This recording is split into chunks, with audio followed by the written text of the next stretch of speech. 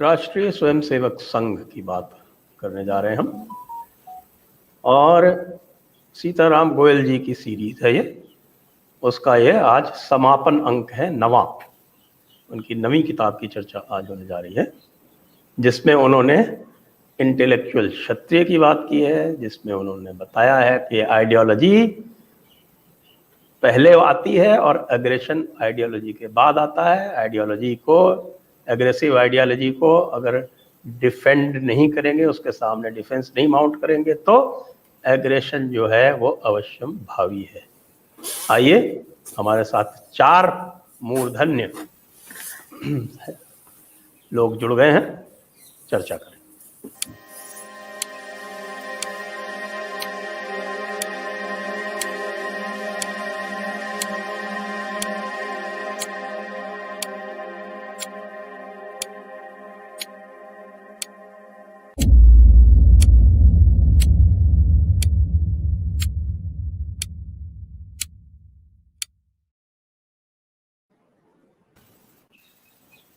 नमस्ते, आप सभी का स्वागत है। आज 7 बजे के शो में सीताराम गोयल जी की शताब्दी की ये श्रृंखला है, और इसका आज अंतिम समापन कार्यक्रम है 9वां। और आज का जो विषय है वो सीताराम गोयल जी की एक पुस्तक है जो उन्होंने अंग्रेजी में लिखी थी, टाइम फॉर स्टॉक टेकिंग, विदर संघ परिवार। इसका हिंदी में अनुवाद करें तो किधर संघ परिवार, या संघ परिवार की दिशा क्या है। तो सब सर्वप्रथम इस पुस्तक की एक, जिसको कहें संक्षेप में, इस पुस्तक में क्या है वो मैं शंकर शरण जी के अनुरोध करूंगा कि कृपया इस पुस्तक को समराइज कर दें, उसके बाद फिर हम आगे चलेंगे। धन्यवाद संजय जी, ये बड़ी महत्वपूर्ण किताब है। ये लगभग सबसे आखिरी जो पुस्तकें उन्होंने छापी थी, लिखित तैयार की थी, वो सीताराम गोयल की है। 1997 में आई थी। काफ़ी मोटी पुस्तक है, 468 पेज की है, और ये वस्तुतः उन्होंने संपादित की थी। और इसमें कुल मिलाकर के 86 लोगों की बातें हैं, 86। और इसका विषय है संघ परिवार की राजनीति, वैचारिकता, उसका रिकॉर्ड, उसका एक तरह की एक ऐतिहासिक रिव्यू, और उसकी जो वर्तमान अवस्था है, खास करके इस्लामी मुद्दे को लेकर, उस पर यह पुस्तक केंद्रित थी। और इसकी एक रोचक घटना है इस किताब के बनने की, और वो ये कि ये इसकी पृष्ठभूमि ये थी कि एक सर्वपंथ समादर मंच बना था आरएसएस का, भारतीय मजदूर संघ के तत्वावधान में, नागपुर में, डॉक्टर हेगड़ेवाड की समाधि के समक्ष, जिसका उद्घाटन मौलाना वाहिदुद्दीन खान ने किया था। ये 16 अप्रैल 1994 को बना था, सर्वपंथ समादर मंच। उसके बाद 1986 में एक प्रज्ञा भारती की, जो आरएसएस का बौद्धिकों का एक सबसे बड़ा संगठन है, प्रज्ञा प्रवाह उसका फॉर्मल नाम है। और वो ठीक 26 वर्ष पहले की बात है, अक्टूबर 96 को, एक अक्टूबर नहीं, उससे ठीक पहले, मेरे ख्याल से जुलाई में वो बैठक हुई थी प्रज्ञा प्रवाह की। और उसमें जो सुदर्शन जी थे, जोशी जी थे, देवेंद्र स्वरूप थे, परमेश्वरन जी थे, बड़े बड़े लोग थे। उसमें एक पुणे में डॉक्टर रहते हैं आरएसएस के, आज भी हैं शिवाजी नगर में, डॉक्टर श्रीरंग गोडबोले। वो 1979 से ही स्वयंसेवक रहे हैं। उन्होंने उसमें संघ परिवार की जो इस्लाम और मुसलमानों के संबंध में जो नीति थी, उस पर अपनी बातें रखी थी, और उन्होंने 8 बिंदुओं में रखा था। संघ की 8 प्रस्थापनाओं पर उन्होंने अपनी टिप्पणी की थी, और वो वैचारिक सेमिनार पुणे में ही हुआ था, जैसा मैंने कहा, जुलाई 96 में। और दूसरा, उन्होंने एक पत्र जो बाद में सुदर्शन जी को लिखा इसी विषय पर, सर्वपंथ समादर मंच, और उस पर उस दोनों दस्तावेज को उन्होंने सीताराम गोयल को भेजा था देखने के लिए। तब सीताराम गोयल उससे इतने प्रभावित हुए कि उन्होंने उनसे अनुमति मांगी कि अगर आप अनुमति दें तो मैं इसको देश भर में जो संघ से जुड़े हुए लोग हैं, या हिंदू चिंता से जुड़े हुए लोग हैं, बौद्धिक, इंटेलेक्चुअल, लेखक, आरएसएस के पुराने लोग, और जो इन जनरल जो हिंदू चिंता से रखते हैं, तो उनको हम भेजें। तो उन्होंने, डॉक्टर गोडबोले ने कहा हाँ ठीक है। तो उन्होंने 8 पेज का एक ब्रोशर बना करके पूरे देश में संचालित किया, और उसका नाम था यही कि विदर संघ परिवार ए स्वयंसेवक स्पीक्स। इसका ये था, क्योंकि एक स्वयंसेवक के विचार थे डॉक्टर सजन गोडबोले के। और उस पर जो प्रतिक्रियाएं आई, उन प्रतिक्रियाओं में जो सबसे महत्वपूर्ण थे वो इसमें संकलित हैं, और इसके साथ उससे संबंधित कुछ लेख, जैसे डॉक्टर डेविड फ्रॉले का बौद्धिक क्षत्रिय वाली जो फॉर्मुलेशन है वो इसी में पहली बार आई थी, क्या हिंदुओं का कर्तव्य है। फिर इस्लाम से संबंधित ये सलमान रुश्दी और इब्न बराक की किताबों की समीक्षा जो उसमें बड़ी चर्चित थी दुनिया में। और इस पर कुल मिलाकर के उन्होंने अपनी सिर्फ 2 टिप्पणी जोड़ी थी सीताराम गोयल ने, उस सारे रेस्पॉन्स को देते हुए जिससे ये किताब बनी है। और उन्होंने अपनी सिर्फ 2 टिप्पणियां जोड़ी हैं। वो ये कि सन 1885 से ही मुसलमान लोग वैचारिक राजनीतिक क्षेत्रगत मांगे करते गए हैं और हिंदू उनको मानते गए हैं, और फिर भी मुस्लिम समस्या जस की तस है। और आज मतलब जिस समय ये किताब तैयार हो रही थी 97, पेट्रो डॉलर और फिर ये लालू, वीपी सिंह, मुलायम सिंह, कांसीराम जैसे नेताओं के उदय के साथ मुस्लिम और भी आक्रामक होते गए हैं और 1947 से पहले वाली मुद्रा में आ गए। दूसरी टिप्पणी उन्होंने जोड़ी थी कि हिंदू नेताओं की आदत हो गई है कि वो हिंदुओं को अपनी जेब में फॉर ग्रांटेड लेकर के चलते हैं, जैसा वो गांधी जी ने किया था, और अब ये संघ परिवार वही कर रहा है। कांग्रेस ने 1985 से ही यही किया, और अब हिंदुओं को तय करना है कि कब तक वे अपने आप को फॉर ग्रांटेड लिया जाना जारी रखने देंगे।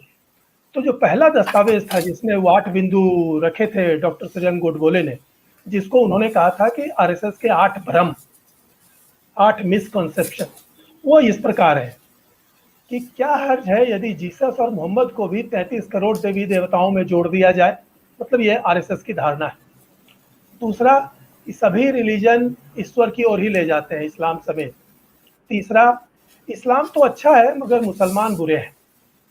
चौथा, यदि मुसलमानों को बता दिया जाए कि उनके और हमारे पूर्वज समान थे, तो वह हिंदुओं के साथ एक हो जाएंगे। पांचवा, ये कांग्रेस मुस्लिमों का वोट बैंक के रूप में उपयोग करती है, लेकिन हम मतलब संघ और भाजपा उनको मनुष्य समझ करके व्यवहार करेंगे। छठा, सूफी लोग सहिष्णु मुसलमान थे। सातवां, मुसलमानों की हालत के लिए मुस्लिम नेता जिम्मेदार है। और आठवां, विवादित स्थलों पर नमाज अल्लाह को कबूल नहीं होती। तो ये 8 मिसकंसेप्शन जिसको डॉक्टर गोडबोले ने कहा, और उस पर उन्होंने अपनी टिप्पणियां दी कि किस तरह से ये गलत है। तो ये उनका पहला दस्तावेज था। और दूसरा दस्तावेज उन्होंने जो सुदर्शन जी को पत्र लिखा अपना, और जिसमें उन्होंने सर्वपंथ समादर मंच जिसका उद्घाटन उन्होंने संघ ने ये मौलाना वहीदुद्दीन से करवाया, और पूरी मुस्लिम समझ जो है इस्लाम के बारे में उसकी एक समालोचना करते हुए उन्होंने उनको पत्र लिखा था। और उसमें उन्होंने ये बिंदु उठाए थे कि क्या ये सर्वपंथ में सिर्फ पगान शामिल है या इस्लाम और क्रिश्चियनिटी भी शामिल है। और अगर तब उन्होंने प्रश्न उठाया कि अगर इस्लाम और क्रिश्चियनिटी को भी जोड़ रहे हैं तो मार्क्सवाद, नाजीवाद और फांसीवाद को क्यों नहीं जोड़ रहे हैं, उसको भी जोड़ लीजिए। तीसरा, यदि मंच मुसलमानों पर केंद्रित है, ये सर्वपंथ समादर मंच, तो व्यर्थ है और बचकाना है, क्योंकि सभी धर्म एक रटने वाले लोग एक बार कुरान को उलट करके नहीं देखते। और फिर गोडबोले ने यह भी उनको कहा कि इस्लाम को बराबर का सम्मान देना मुसलमानों की भी हानि करना है, क्योंकि मुसलमान तो उसके शिकार हैं। फिर उन्होंने कहा कि यदि मंच हिंदुओं के लिए है तो उनको तो ये उपदेश देना ही बेकार है, क्योंकि वो तो जरूरत से ज्यादा पहले ही सर्वपंथ समादर कर रहे हैं। और सच पूछिए तो उन्होंने एक अच्छा टर्म दिया गोडबोले ने कि उनको तो सर्वपंथ चिकित्सा की जरूरत है, कि वो जरा सारे पंथों को ठीक से समझे और सबको जो आदर देते हैं उससे बचें।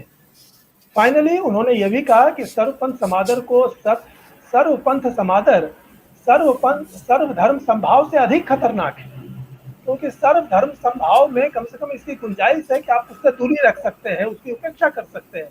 लेकिन इसमें तो क्लियर कट आप उसको आदरणीय बता रहे हैं और उसको सनातन धर्म जैसा आदरणीय बता रहे हैं, और ये मुझे मंजूर नहीं है, मतलब गोडबोले ने कहा।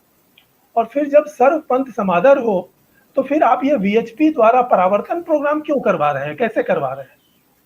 और फाइनली उनका कहना ये था संघ को कि ये जो शाब्दिक कलाबाजियां हैं, वर्बल जगलरी, कभी आप गांधीवादी समाजवाद कहते हैं, कभी झूठा बनाम असली सेकुलर कहते हैं, और अब सर्वपंथ समादर कर रहे हैं, इन सब में लगने के बजाय हिंदू नेताओं को अपनी बौद्धिक हीनता छोड़कर हिंदू प्रस्तुति पर आना चाहिए। और अगर वो जिद पूर्वक अज्ञानी बने रहेंगे, स्टबॉर्नली इग्नोरेंट, और गांधी जी के बंदरों की तरह बुराई को देखने सुनने से इनकार करते रहेंगे, तो ये हिंदुओं के लिए अच्छा नहीं।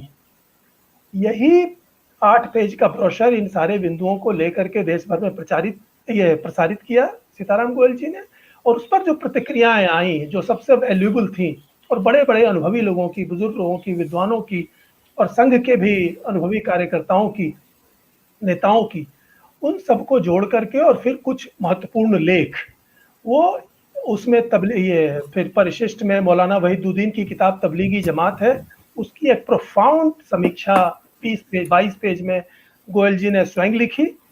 और एक और परिशिष्ट था जो पश्चिम बंगाल में जनसांख्यिकी परिवर्तन हो रहे हैं, एक तरह से इस्लामिक एग्रेशन, और ये उस समय की बात है, और जिस पर टीवी राजशेखर के आर्टिकल्स थे हिंदुस्तान टाइम्स में।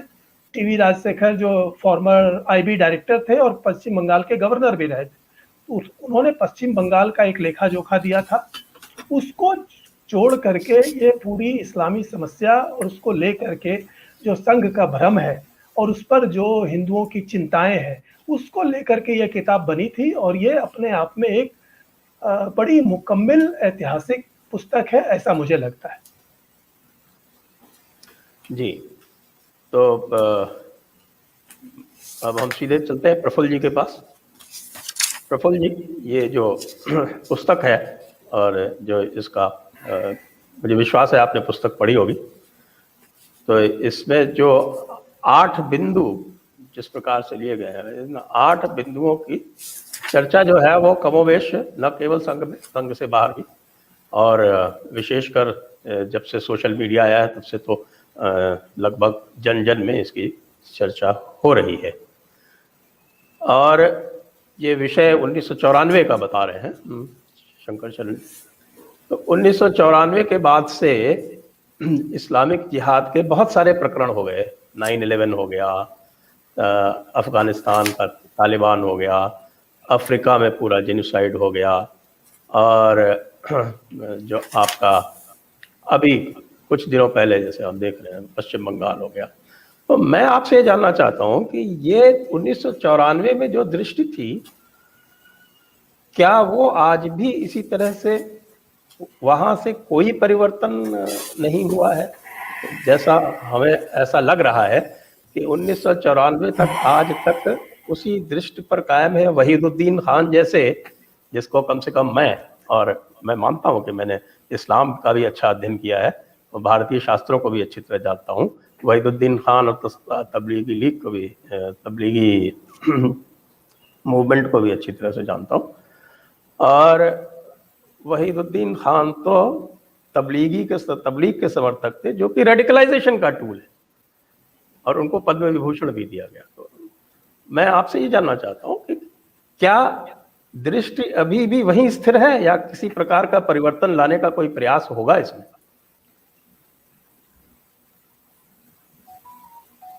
धन्यवाद संजय जी। पहले तो मुझे सीताराम जी के स्मृति में ये जो व्याख्यानमाला या चर्चा जो हो रही है उसमें मुझे आमंत्रित करने के लिए, आज के संदर्भ में this is all the more important to discuss this book, especially in the context of the recent statement by Sarasangh Chalak Dr. Mohan Bhagwati, because I know many people, including you, have reacted very sharply on that particular statement. But I think there has been consistency about Sangha position as far as Muslim question is concerned. And I'm deliberately using Muslim question and not the issue of Islamic fundamentals.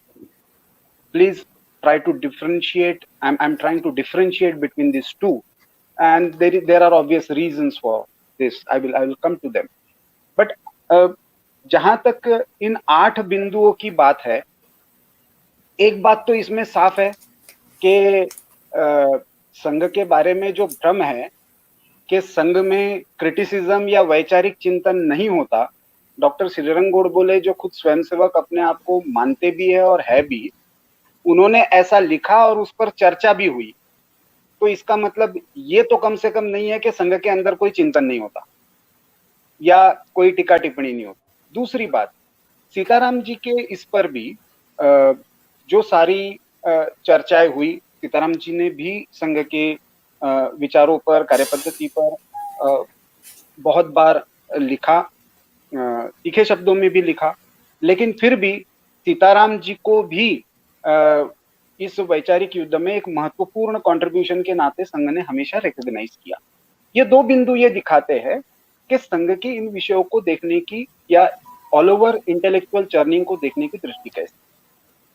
अब जहां तक ये 8 बिंदुओं की बात है जिनको सीताराम जी ने ideological defence of Hindu society के नाम से एक तरीके से बिंदुवार संकलित किया, इसमें मुझे लगता है कि ये बहुत सारे भ्रम संघ के है ऐसा माना गया, या बाद में भी आप उसके बारे में जो रिपोर्ट्स छापी गई है, न्यूज रिपोर्ट्स खास करके, उनका यदि संकलन देखेंगे तो वो बीजेपी गवर्नमेंट की पॉलिसीज को ध्यान में रखते हुए ये इंटरप्रेट किया गया।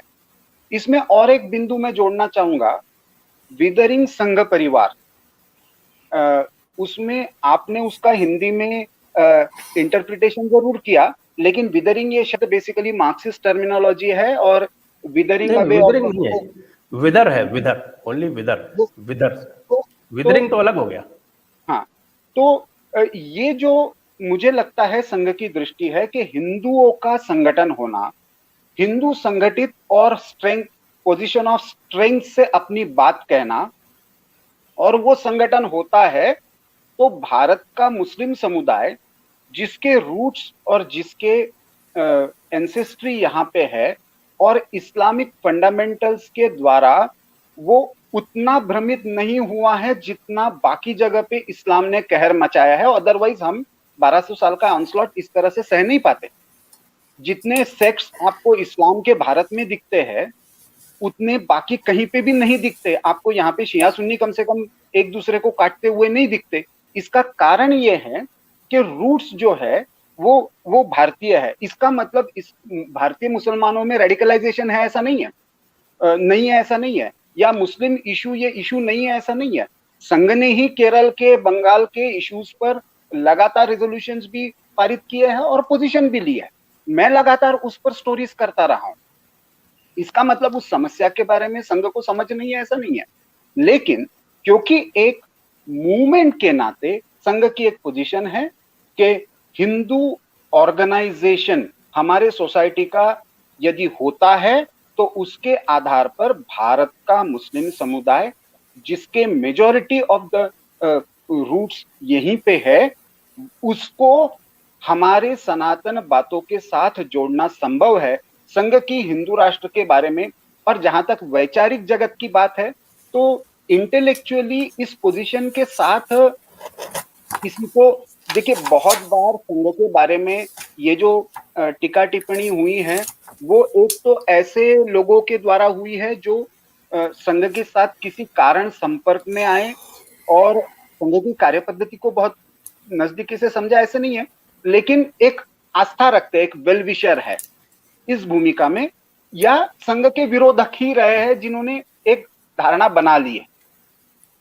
लेकिन संघ के अंदर रहकर संघ की कार्यपद्धति को, मैं इस कंट्रीब्यूशन को इसलिए महत्वपूर्ण मानता हूं क्योंकि सीताराम जी का बहुत लंबा डायलॉग संघ के अधिकारियों के साथ रहा, सुदर्शन जी का उसके बाद भी 2002 में भी ये जब हुआ था तो उसमें तो और एक मजेदार घटना हुई थी, क्योंकि ये सर्वपंथ समादर के आधार पर ही, ये मुस्लिम केंद्रित नहीं था, पहली बात तो मैं ये बता दूं, क्योंकि इसमें कैथोलिक्स और प्रोटेस्टेंट्स को भी आमंत्रित किया गया था, अलग अलग पंथ भी थे और भी।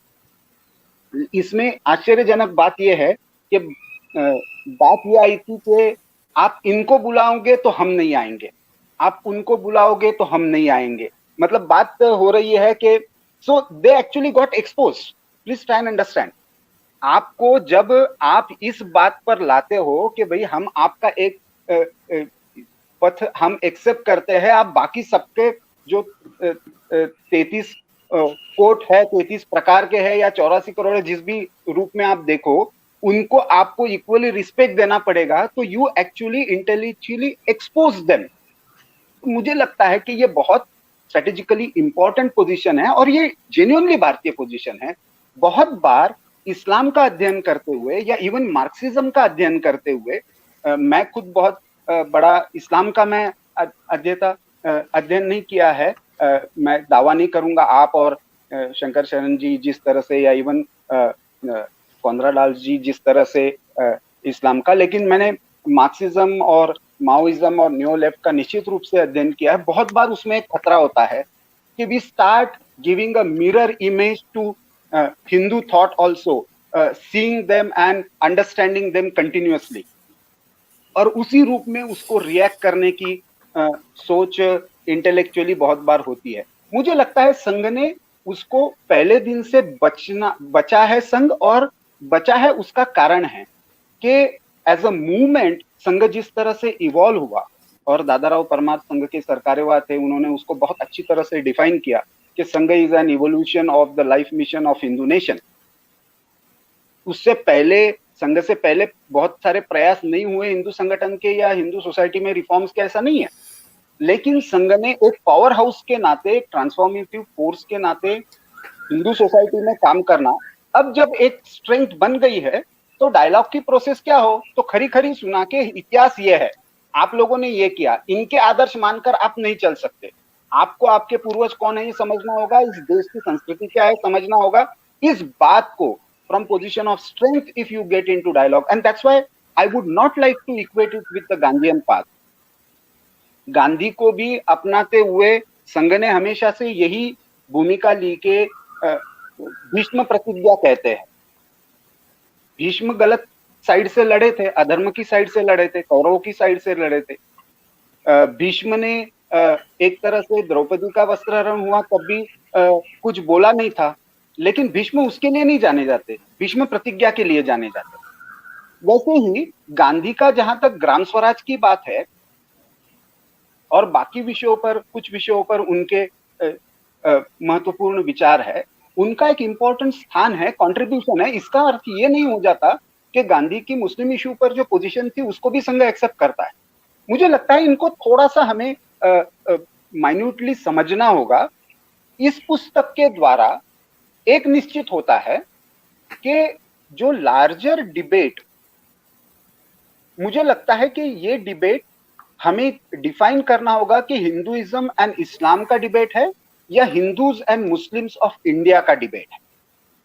Hindus and Muslims of India का डिबेट है तो उसके आधार पर हमें एक बड़ी जनसंख्या जो है उसको एड्रेस करने की और उसके साथ डायलॉग करने की एक अलग स्ट्रेटेजी, ताकि वो, जिसको आपने कहा कि इस्लाम के सबसे बड़े यदि विक्टिम्स कोई है तो खुद मुस्लिम्स है, क्योंकि रेडिकलाइजेशन फैलता है और उसके दुष्परिणाम होते हैं तो वो उसी पर ज्यादा होते, देश भी उसके कारण भुगतता है, ये बात उसमें आती है। मुझे लगता है कि उसको एड्रेस करना संभव होगा, लेकिन ये बात साफ हो जाती है, मैं फिर से कहूंगा इस पुस्तक के आधार पर, कि ये चर्निंग की प्रोसेस ये सारे ही हिंदुत्व मूवमेंट में बार बार होती रही है। आज के कॉन्टेक्स्ट में ये फिर से हो रही है, ये बहुत अच्छी बात है। सीताराम जी के स्मृति में हो रही है और भी अच्छी बात है। मुझे लगता है कि इसको हम थोड़ा से इसके न्यूआंसेस को ठीक से समझे तो इस प्रोसेस को, इंटेलेक्चुअल चर्निंग की प्रोसेस को हमको आगे लेकर जाना ज्यादा आसान हो। ओके, इसमें जो आपने बात कही कि ये जो है ये हिंदुओं और इस्लाम के बीच में या Hindu and Muslims of India के बीच में है, इसके बारे में मैं आपको थोड़ा सा बताऊं। मैंने एक डिबेट करवाई थी मुस्लिम राष्ट्रीय मंच और एक पसमानदा आंदोलन के एक्टिविस्ट से, पता नहीं आपने देखी कि नहीं देखी। और आपने डिबेट कहा है कि पता है मुझे। जी हाँ, और उसमें जो मुस्लिम राष्ट्रीय मंच के राष्ट्रीय संयोजक थे डॉक्टर शाहिद अख्तर, उनका उसमें स्टेटमेंट था कि Muslim Rashtriya Manch is an organization of the Muslims by the Muslims and for the Muslims. अब आपको ध्यान होगा कि ये ओरिजिनल स्टेटमेंट किसका और किसके बारे में, ये ओरिजिनल स्टेटमेंट मोहम्मद अली जिन्ना का मुस्लिम लीग के बारे में। तो यदि आपके नेशनल कन्वीनर्स की यह दृष्टि है तो पता नहीं कहते हैं, लेकिन चलिए वो अभी हम बाद में आप पे वापस आएंगे इस पे। अभी मैं कॉनराड का रिएक्शन ले लेता हूँ। Conrad, are you there? Yes, I am. Can you hear me? Yeah, I can hear you. And since you understand Hindi, so I take it that you followed the complete chain of the thought process and the dialogue. But so, I will speak in English. Yes, you will speak in English. We know that. Koenraad can understand Hindi, but he will speak in English. I give you the lead. I give you if the I lead. talk Hindi, it'll be halting and so on for a debate. No. You please speak in English. Not a problem. Please speak in English. Not a problem at all.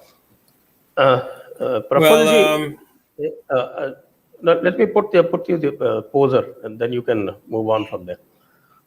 Prafulla says that the line of RSS is consistent over the last 27 years That's or true. so. Yes. So is it consistent or is it static? What do you think? Well, it is certainly consistent in the sense that they have been taking this line that was very clear in the very recent statement by Mohan Bhagwat already since a quarter century at least. You see this book, Time for Stock Taking, as well as my companion volume, BJP Vis-a-vis Hindu Resurgence, is 24 years old, 24 as many as the spokes in the wheel on India's flag. And so then already, the rot was so serious that even a loyal Swayamsevak like Dr. Godbole found it necessary to go public with his complaint about this. So yes, it's very consistent. You see, they are very consistently towing a line of complete appeasement of Islam. Now, you see, it doesn't give me any pleasure to enter this kind of debate. I mean, I like to talk to you people, but to go into the problem of, on the one hand, Hindu interests, and on the other hand, the RSS policy, that is painful. Because, you see, I know many RSS people, and they're very dedicated. They are, to different extents, also well informed. They have their heart in the right place. They have all joined the RSS because they want to serve Hinduism, because they want to serve Dharma. And so there's nothing wrong with that. But I don't know exactly what happens on the way to the top. But those RSS people who stay active within the organization, as opposed to the many RSS people who, try to make themselves useful in society at large, well, somehow they lose the right spirit and they become complete appeasers. Maybe one factor has been pointed out by Goelji, that most organizations that have been founded for some specific purpose end up losing sight of that purpose and becoming a goal itself. The organization wants to perpetuate itself and serve its own interests. That seems to have happened with the RSS. So again, you see, among the common people, that's all, they're good people and they're very dedicated. And my thought is, when I see the RSS top people's behavior, what immense good could be done for India and for Dharma if those millions of Sangh followers were given good leadership, were shown the right way, and not, you see, right now all this energy is being taken and then guided to somewhere useless. Like, for instance, right now we have all this Modi worship. You know, okay, fine. Modi has certain things to his credit, that no doubt. Nevertheless, all these people dedicated to Dharma suddenly start defending policies that are no good for Dharma, are even anti-Dharma, as long as the name tag Modi is attached to it. You know, this is very sad. You know, an organization should have a goal and manage to relate current experiences, current events to that goal. How should we interact with these events in order to serve this goal, in order to bring this goal closer? I'll give you a very good example. The Chinese Communist Party, very goal-oriented. And of course, okay, very authoritarian, violent, and so on. I don't defend all that. But what I do defend is that it's very goal-oriented.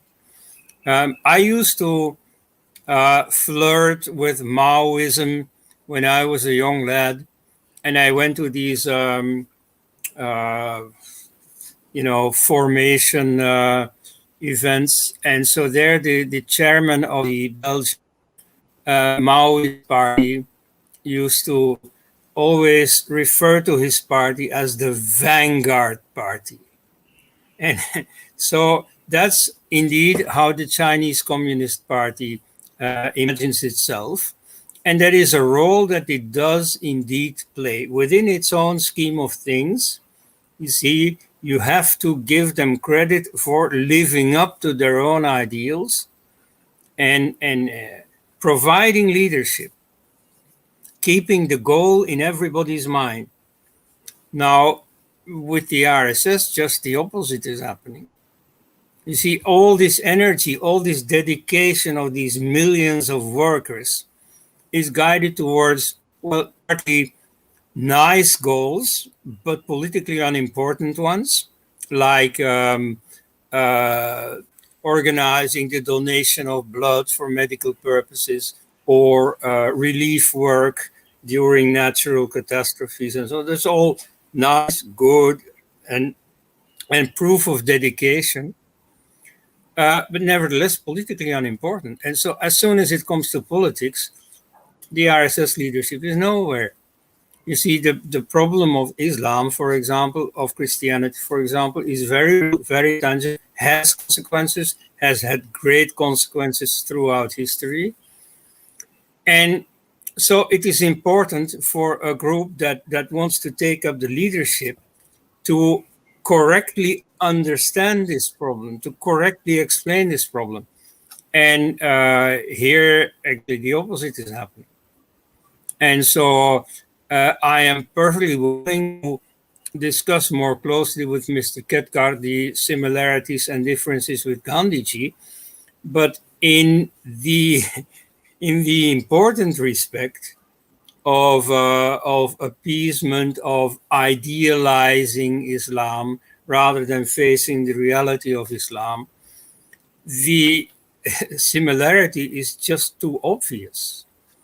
And so I'm not surprised if Narendra Modi has repeatedly uttered his veneration of Gandhiji, which incidentally doesn't help. You see, you can praise Gandhiji as much as you want. You can flatter Islam as much as you want. In the international press and also in the Indian secularist press, the image of RSS is Hindu fanaticism is totally unaffected. You can flatter the Muslims all you want. You are not going to win over one of them. You can flatter secularism all you want, saying, oh no, we are not against secularism. We do real secularism. We do positive secularism. Well, you can do as much as you want. That's not going to win you anything. I mean, this is again another complete failure of leadership. That, ideologically there's a failure, but strategically there's also a failure. And here I admit, they have managed to win the elections. Okay, that's great. I've never won an election really. So that I look up to. Nevertheless, what's the use of winning an election if then you start implementing the policies that your enemies might as well have implemented? So, so part of a good political strategy would be to change the perception of the outside world of the policies that you are proposing, of the performance that you have to offer. And so that is not happening at all. The complete hostility of the world towards political Hinduism is perpetuated. So that's, I think, essentially the problem that already has been sketched 24 years ago, that Goel had repeatedly pointed at, like the very first time I met him in 1989, he said, the RSS is the biggest collection of duffers that ever came together in world history. Now, here you have to take my word for that, because I don't think there's any other witness alive. The last time I met him, and this was in the presence of Professor Sharadindu Mukherjee and Dr. David Frawley, he said, Hindu society doesn't have the ghost of a chance unless this RSS BJP movement perishes. So, you see, he also uttered, spoke rather in softer terms about them. He sometimes compromised. He said, okay, whatever Vajpayee may be doing wrong, he's doing something according to his own lights. So sometimes he was more conciliatory. But I think he really spoke his mind when he said the things I just quoted. Okay. Since Prafullji has to go early today, we would like to try and finish this by about 8 o'clock or so. What I'll do is that I will go back to Prafullji. Prafullji, ये जितने भी ये 8 बिंदु हैं, वो मैंने एक पुस्तक लिखी है, अनब्रेकिंग इंडिया. उसमें लगभग इन सभी बिंदुओं का पूरा विश्लेषण किया है, और उसमें मैंने उसको बेस बनाया है डॉक्टर अंबेडकर को, और डॉक्टर अंबेडकर की दृष्टि को, और उसमें आरएसएस के सरकारवाह शेषाद्री जी थे, एचवी शेषाद्री जी, उनकी पुस्तक है ट्रैजिक स्टोरी ऑफ पार्टीशन. उन्होंने जो उसमें लिखा है, हालांकि उन्होंने अधिक उसमें कांग्रेस को ऊपर जो है वो दोषारोपण अधिक किया है, लेकिन उनका जो एक वाक्य था, उन्होंने कहा था कि भाई ये एक राष्ट्रीय दृष्टि थी और एक मुस्लिम दृष्टि थी, और मुस्लिम दृष्टि और राष्ट्रीय दृष्टि इन दोनों के समागम से विभाजन हुआ. और जो उन्होंने मुस्लिम दृष्टि के बारे में कहा था, वो जैसा मुझे याद पड़ता है वो मैं आपको बोल देता हूँ. उसमें था, उन्होंने कहा कि the Muslim behavior was comprised of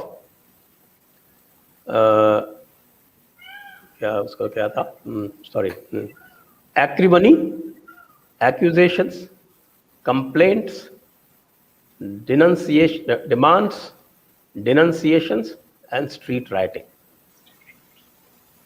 उसमें मैंने विक्टिम प्लेइंग और जोड़ दिया कि अगर मान लीजिए street writing does not work तो फिर यू कैन प्ले विक्टिम, जिसमें तो खैर सिद्धांत है.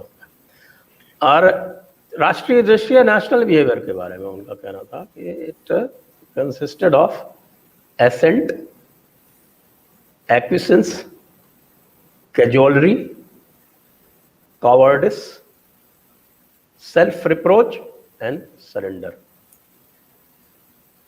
मेरा निवेदन ये है कि चाहे वो कांग्रेस हो और चाहे बीजेपी हो, मुझे ऐसा लगता है कि इन दोनों बिहेवियर पैटर्न में कोई परिवर्तन नहीं है, और संभवतः आरएसएस जिस रास्ते पर चल रहा है वो उसी नेशनल बिहेवियर का एक प्रकार से डिस्क्रिप्शन है जो माननीय शेषाद्री जी ने कहा था। आपका रिएक्शन लेने के बाद फिर हम दर्शकों के पास चलेंगे, क्योंकि कुछ दर्शकों के भी प्रश्न हैं, उनको फिर हम लेंगे। जी संजय जी,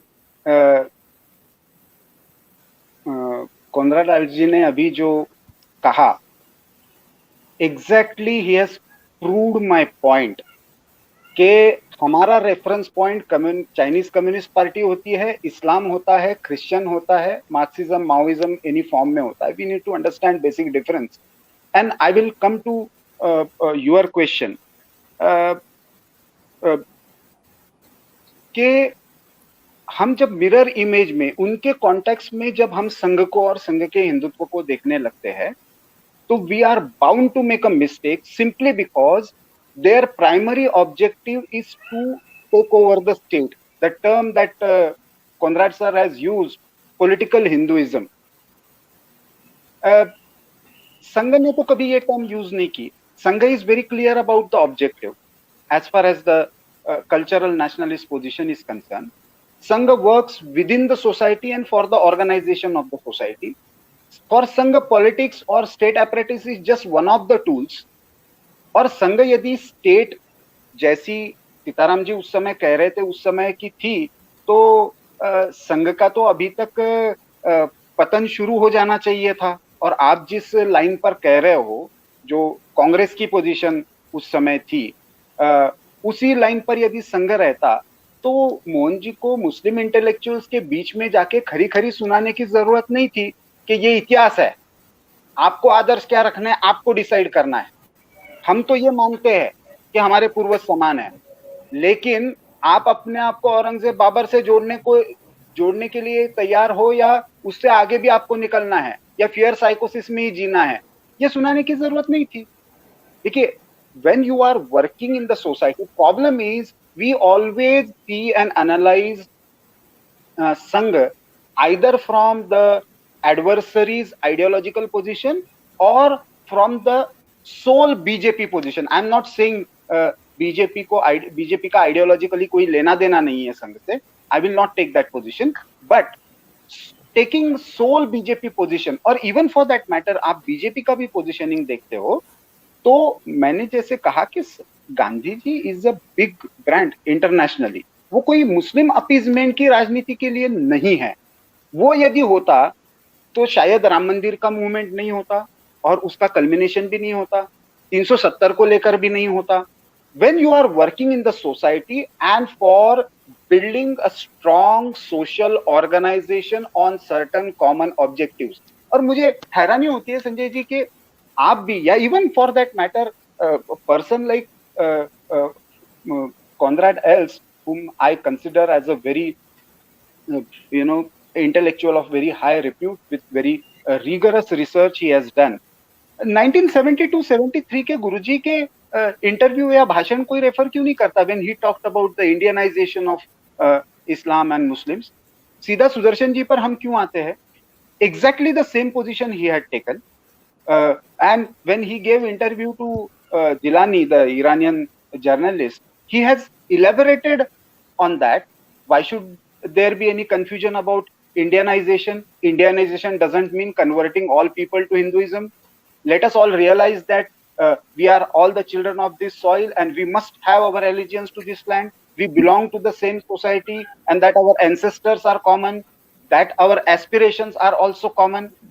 ये इस पोजीशन के साथ if you are working among Muslims, then you are national. It doesn't mean you are cowardice. You can't do away with the 15% population. You will have to deal with it. How are you going to deal with it? Just by quoting Islam and mirror imaging Hinduism with Islam? That is not the solution. So the basic difference between Islam, Christianity and communism vis-a-vis RSS Hindutva ideology is RSS has decided to work in the society with common objectives, with common goals. Yes, for some time it will look as the uh, you know uh, uh, an organization of duffers. Fine, but that is the energy of common people for uncommon cause.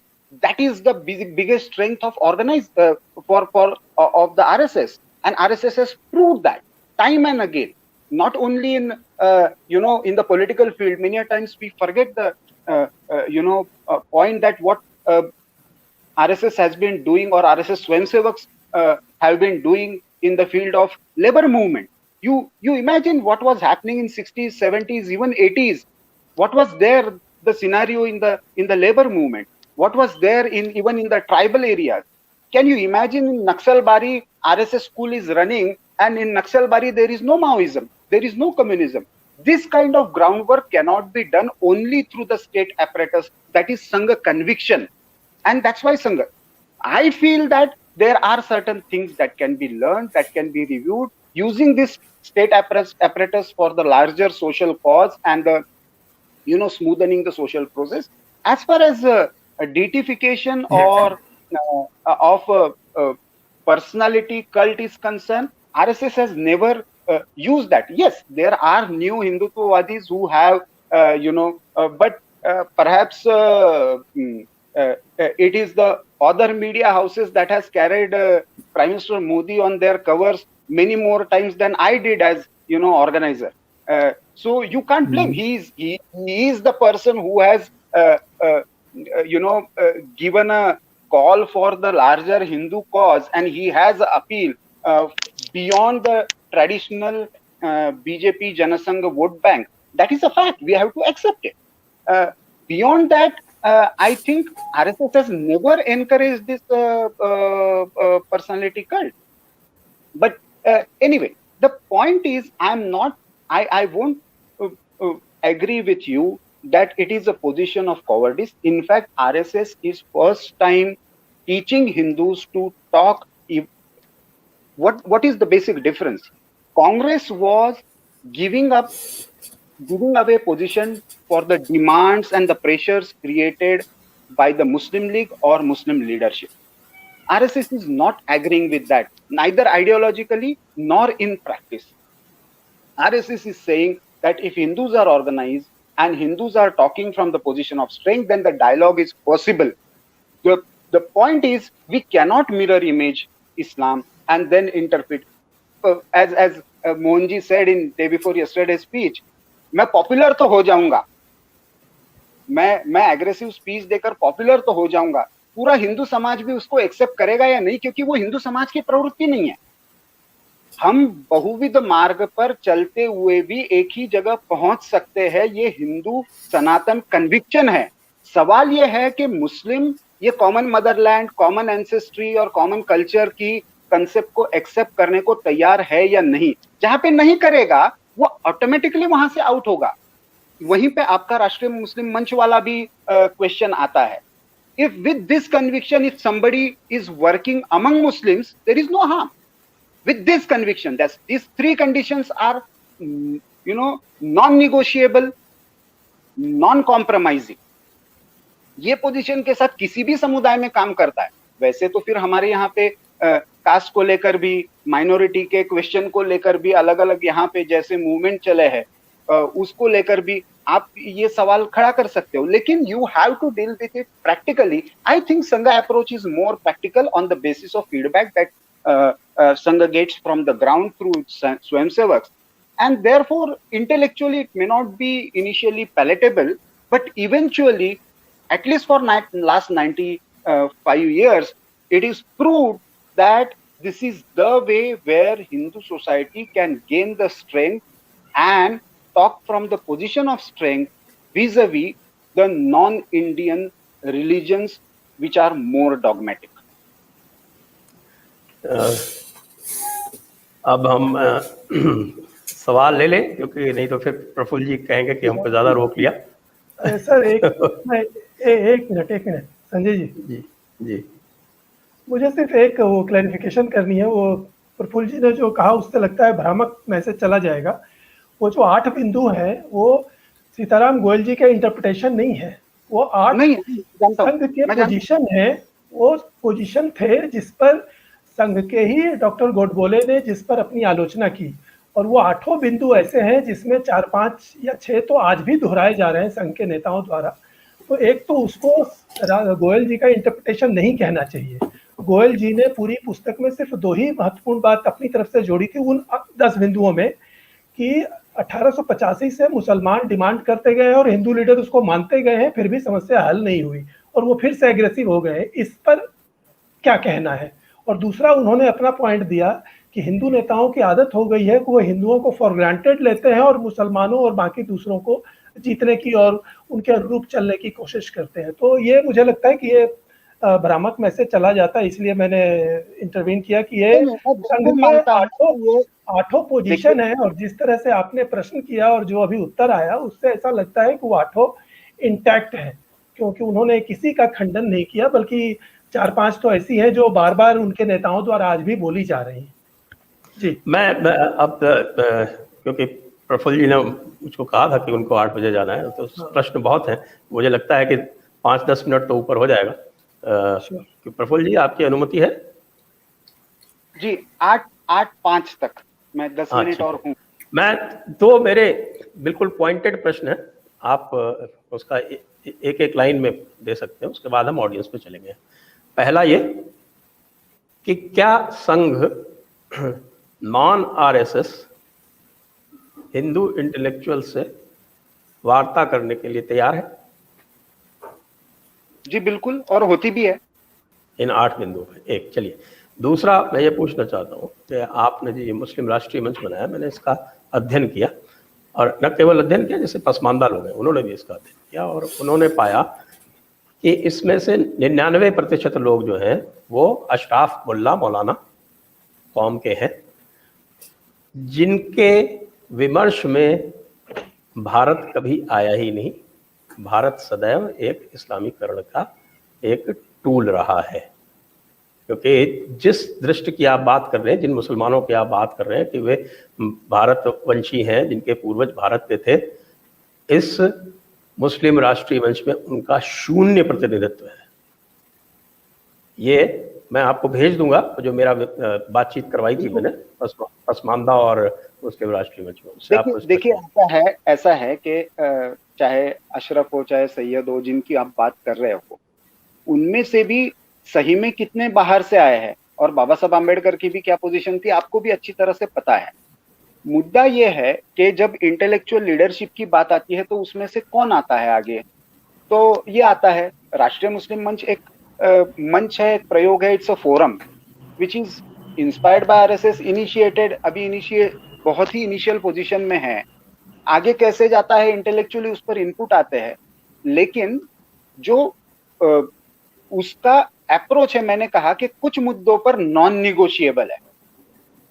वो मुद्दे यदि इस्लाम से टकराते हैं तो क्या position है ये लेनी पड़ेगी उनको भी, और पोजीशन लेनी पड़ेगी तब आइदर एक्सपोज होंगे या उनका इंडियनाइजेशन होगा। दो ही रास्ते हैं जी। चलिए अब हम ऐसा करते हैं कि अब हम ऑडियंस क्वेश्चंस ले लेते हैं। Press the bell icon on YouTube and don't miss another update. सुविधा के लिए मैं ऐसा करूंगा कि जो प्रफुल्ल जी से संबंधित प्रश्न है वो मैं पहले ले लूंगा, जिससे यदि उन्हें बीच में जाना पड़े तो फिर बाकी प्रश्न बाद में लिए जा सके। पार्थ जी, वैसे मुझे लगता है अधिकतर प्रश्न प्रफुल्ल जी के लिए ही आएंगे। पार्थ जी पूछ रहे हैं, if Sangh is purely for the cultural cause then it should not take the position of dharmacharya. Praful ji, आप शॉर्ट में रिप्लाई करेंगे तो चलेगा। मुझे नहीं लगता कि संघ ने कभी धर्माचार्य की पोजीशन लेने की भी कोशिश की है। Sangh has been talking about socio cultural organization and Sangh has been, धर्माचार्यों के अपने मंच बनते हैं और अपने धर्म सभा विश्व हिंदू परिषद के साथ कोऑर्डिनेशन में वो बनाते हैं। संघ के अधिकारी साल भर में किसी एक प्रोग्राम में उनके निमंत्रण पर जाते होंगे, लेकिन अदरवाइज उनके डे टू डे फंक्शनिंग में या डिफाइनिंग द हिंदू बिहेवियर और हिंदू धर्मशास्त्र संघ ने कभी पोजीशन लिए मुझे नहीं लगता। तो इसलिए ओरिएंटल आर्म्स केतकर जी, सनातनी को नुआंस क्यों समझ रहे हैं? चाहे तो आप सनातन धर्म के रक्षक हैं, नहीं तो आप एक सेक्युलर संस्था हैं जो सबका साथ सबका विकास चाहती है। वो तो आप सरकार को पूछ लीजिए और बीजेपी को पूछ लीजिए। मैं संघ की भूमिका के नाते निश्चित बता सकता हूँ कि संघ ने कभी पॉजिटिव निगेटिव सेक्युलरिज्म की बात नहीं की। संघ ने हमेशा से स्पिरिचुअल डेमोक्रेसी की बात की, भारत का पंथ। ये कोई सनातनी को समझाने का प्रयास नहीं है। जो सनातनी है वो प्राउडली अपने आप को हिंदू कहे और कुछ कॉमन ऑब्जेक्टिव्स के आधार पर एक मंच पर आए। जो नहीं मानते वो भी अपने कॉमन थ्रेड्स को ढूंढे और नेशनल कॉज के लिए अपने साथ कोई अनकॉम्प्रोमाइजिंग पोजीशन में आए। ये संघ की भूमिका है। मुझे लगता है कि उसमें कोई डाइल्यूशन नहीं है। संघ ने किसी को भी उपदेश देने का प्रयास नहीं किया। संघ के शाखा में वो नहीं आता है तो वो इंटेलेक्चुअल, मैं खुद ऐसे बहुत सारे लोगों को जानता हूँ कि who have never been to any official Sangh kind of training, shakha और अदरवाइज, लेकिन फिर भी संघ के बारे में या यहाँ पे बैठे हुए लोग भी संघ के बारे में चर्चा कर रहे हैं क्योंकि उनकी संघ से कुछ अपेक्षा है, आस्था है। सीताराम जी भी थे तो सीताराम जी को भी ये अपेक्षा नहीं थी कि संघ वैसा ही बना रहे। उनको भी ये इच्छा थी कि संघ के कार्य पद्धति में सुधार हो। सावरकर जी को भी ये सवाल था जब सावरकर जी ने कहा था कि दक्ष आरम्भ करके क्या होगा। लेकिन वो भी बहुत बड़े दार्शनिक थे, बहुत बड़े इंटेलेक्चुअल थे, उनकी भी विजन बहुत बड़ी थी। लेकिन आज सावरकर के फॉलोअर्स कहाँ है और संघ कहाँ है, ये हम देखते हैं। इसका अंतर इसलिए समझना पड़ेगा क्योंकि संघ ने अपने आप को कभी भी इंटेलेक्चुअल क्लास मूवमेंट के नाते नहीं देखा। संघ इज मासेस को कॉमन नेशनल कॉज पर लाने की, एक समाज के सारे तबकों को ऑर्गेनाइज करने की प्रक्रिया है। इसलिए ये सनातनी को समझाने का नहीं है। सारे डिफरेंसेस को ध्यान में रखते हुए कुछ कॉमन ग्राउंड्स ढूंढने की एक प्रक्रिया है और संघ ने अपनी कार्य पद्धति से उसको सिस्टमैटिकली डेवलप किया है। जी, अगला सवाल इन्हीं का द्वारा, केतकर जी, संघ अगर नहीं समझ रही है तो समझे, दुविधा में दोनों गए, माया मिली न राम। सनातनी को और एलिनेट करो, रिजल्ट आपके सामने होगा। गारंटी कार्ड ले जाए एक भी। ये टिप्पणी है, मेरे विचार में ये कोई प्रश्न नहीं है, तो इसको टिप्पणी की तरह लेते हुए हम आगे चलते हैं। Nitish Kalia, my question to Praful ji, simple. If Sangh has any importance for Hindu sentiments और Sangh has become too big enough to acknowledge? If yes, Mr. Bhagwat should recognize his mistake. Please comment. If you want to understand whom he was talking to and in which context, if you go through the entire speech and make out 10 points, then you will realize that he is actually reiterating the consistent position that Sangha has been taking. And you have every right to ask a question, but you cannot expect Sangha or Dr. Mohan Bhagwat to change his position because you feel. मुझे नहीं लगता कि संघ को किसी भी चीज को एक्नॉलेज करने में, संघ के अंदर कलेक्टिव डिसीजन मेकिंग में जितना चर्निंग होता है शायद उतना कहीं पे नहीं होता। इनफैक्ट बहुत सारे डिसीजंस ये कलेक्टिवली होने के कारण डिलेड होते हैं, इसलिए समस्या बहुत लोगों को लगती है। But this is the way Sangha has evolved as an organization, and as per the need and the time, Sangha has identified new platforms or new avenues also to deal with the issues. Koenraad wants to intervene. Yes, please. Yes. Okay, I've said myself that the RSS has been very consistent since at least 24 years. However, I do take issue with your claim that the RSS has been consistent with its entire history, because that is obviously not the case. You see, when Hedgewar started, he was creating an organization for Hindus, and it was very clearly understood that Hindus and Muslims are not one. Indeed, you see, Hindus were being challenged by Muslims all the time. And so he saw a need to defend Hindu society precisely against what Muslims were doing at the time, like separatism. And so he certainly did not envisage any Muslim organization as part of the Sangh. You see, the position that gradually grew, that, okay, you see, Muslims, Christians, they're also Indians. And so, we should have a place for them. We should, and this is again different from the early days when Guru Golwalkar wrote that the minority shouldn't even have voting rights. Okay, so later that was all changed. That was a welcome change, in my opinion. But still, they were not deemed to be Hindus.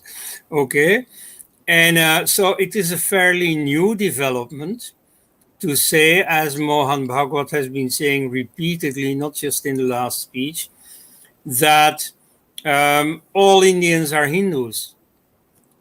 In which case, by the way, it is very strange that there should be a special Muslim cell within the RSS. Because if they're all Hindus, why should they be considered separate? To say that, like for instance, what he said, what kind of shocked me, that India is not complete without Islam. So you see, India at the time of King Bharata and of Rama and Krishna and so on was not complete.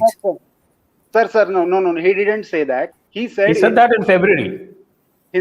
No. He said without Muslims. Yeah. Without Muslims, India is not complete. Because because this is very important. Not without Islam, without Muslims. Okay. That is the difference. Are you going to throw away the legacy of Raskan, for example? Or many of the Raskan is considered a heretic. I think India was doing quite all right when these Muslims were not there.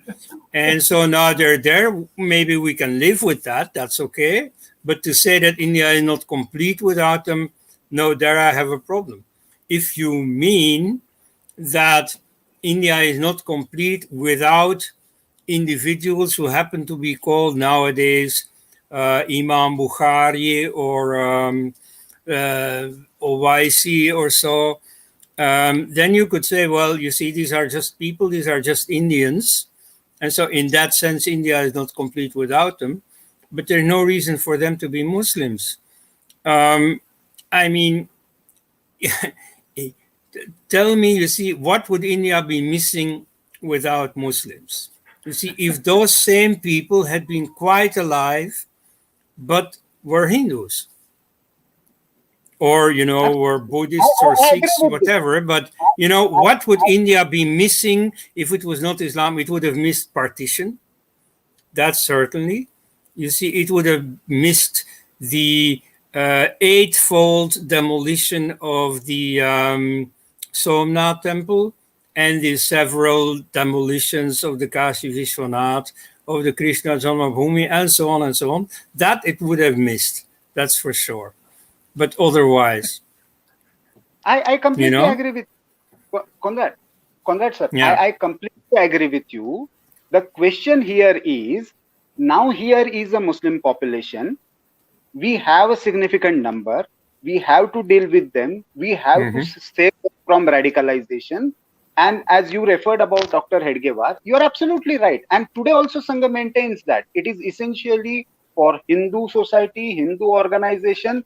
Sangha is going to give a call for Hindus to join. There are many Muslim Swayamsevaks also. So the number is very few, but who come to Shaka and who pray for, and they are not afraid of saying Bharat Mata Ki Jai. There are societal pressures on them, but still they come. The point here is you have to deal with them. Even Dr. Hedgewar's time, despite having an post-Khilafat situation, there were attempts of having dialogue. Even it was limited in Nagpur and Vidarbha region. There was a dialogue with Muslim leadership. There was a informal kind of friendship with Muslim leadership with Dr. Hedgewar.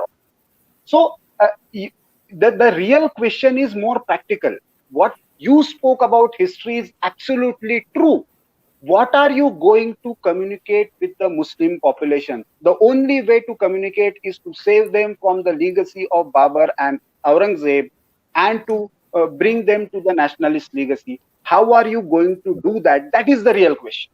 Well, you see, I am not against dialogue. I'm all for dialogue. That's very nice.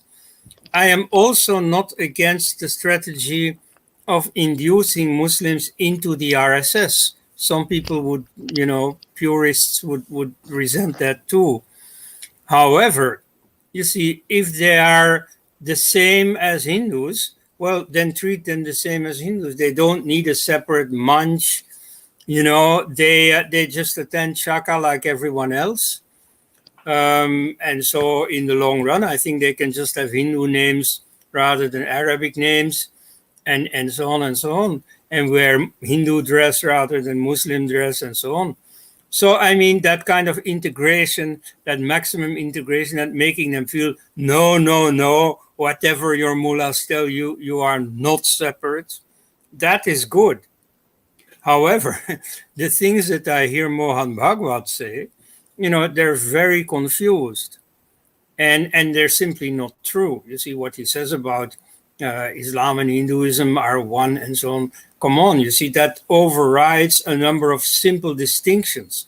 You see, when Hedgewar addressed Hindus as separate from Muslims, he was not doing anything special, anything fanatical Hindu or anything. No, that's just dictionary definition. Hindus are these people, Muslims are these people. They're not the same. That's just normal common sense. So, what Mohan Bhagwat has been doing is to just go against common sense and live in a fantasy world. Now, that's not leadership. Hopefully, in future, we will have the scenario that you are I think because Prafulji has to go, so I think we probably need another dialogue on this. Yes. We'll probably need another dialogue, and then of course, now I have to deal with a lot of questions in your absence. So pardon me if we do not deal it the way you would have dealt. If you like, you can leave, Prafulji. Yeah, please. Thank you very much. Namaste, Shankarji. Namaste. Okay, we continue with the questions. But it is for Ketkarji. It's for Ketkarji. Only he can answer. Nationalism is not haram. Nationalism for them is ummat. See, there are three kinds of nationalism in the world. One is civilizational, which is Hindus and Bharat. And the other is religious, which is ummat, Islamic. And the third is ethnic, which is European, according to me. Neeraj Srivastav, Pranam, appeasement never works, never worked, will never work. Any special treatment will only strengthen their cause. Why RSS never understood in 95 years? Why only MRM? Why not Christian? Other Manj. Shankar Sharan. Right. Okay, you want to answer? Okay. Please go ahead. Yeah. It is certainly not true that the RSS never understood it in 95 years. I mean, of the early RSS, I also have a few criticisms. However, they were not into appeasement. And, as late as the 1990s, the BJP was criticizing Congress for precisely appeasement. And in fact, there was a slogan I remember uttered by L.K. Advani when he was the president, maybe 93 or so. Justice for all, appeasement of none. And that was a slogan, and it went with the proposal to replace the Minorities Commission with a Human Rights Commission. And so that's fairly recent even. Now, at the same time, this secularization of the BJP was also very much going on. But this at least was a correct position. You see, in a secular state, there should be no such thing as a Minorities Commission. It certainly should not be a statutory body. Of course, everybody is free to form whatever committee he wants. So, if some Muslim has the idea that, oh yeah, I want to talk to Parsis, but not to Hindus, so I'll set up a minorities commission, well, he's free to do that. But it shouldn't have any legal status. And, it shouldn't, like, by law, have to be consulted on certain matters and so on. That's nonsense. So in a secular state, in the view of the nationalists, you see, RSS people nowadays don't want to call themselves Hindu, they call themselves nationalist. Well, fine. Any nationalist will say, well, you see, this Muslim fellow, this Hindu fellow, they are both nationals. They are both citizens of India. Therefore, they should have the same rights. Therefore, there should not be a minorities commission. There should not be separate family laws for the different religions. The BJP government should not set up special colleges earmarked for Muslims, and so on. So this whole fake Nehruvian secularism that has been practiced in India by Congress for a long time, that is now being practiced by the BJP government and condoned by the RSS. The RSS supposedly, according to its own self-advertisement, is the Hindu conscience of the BJP.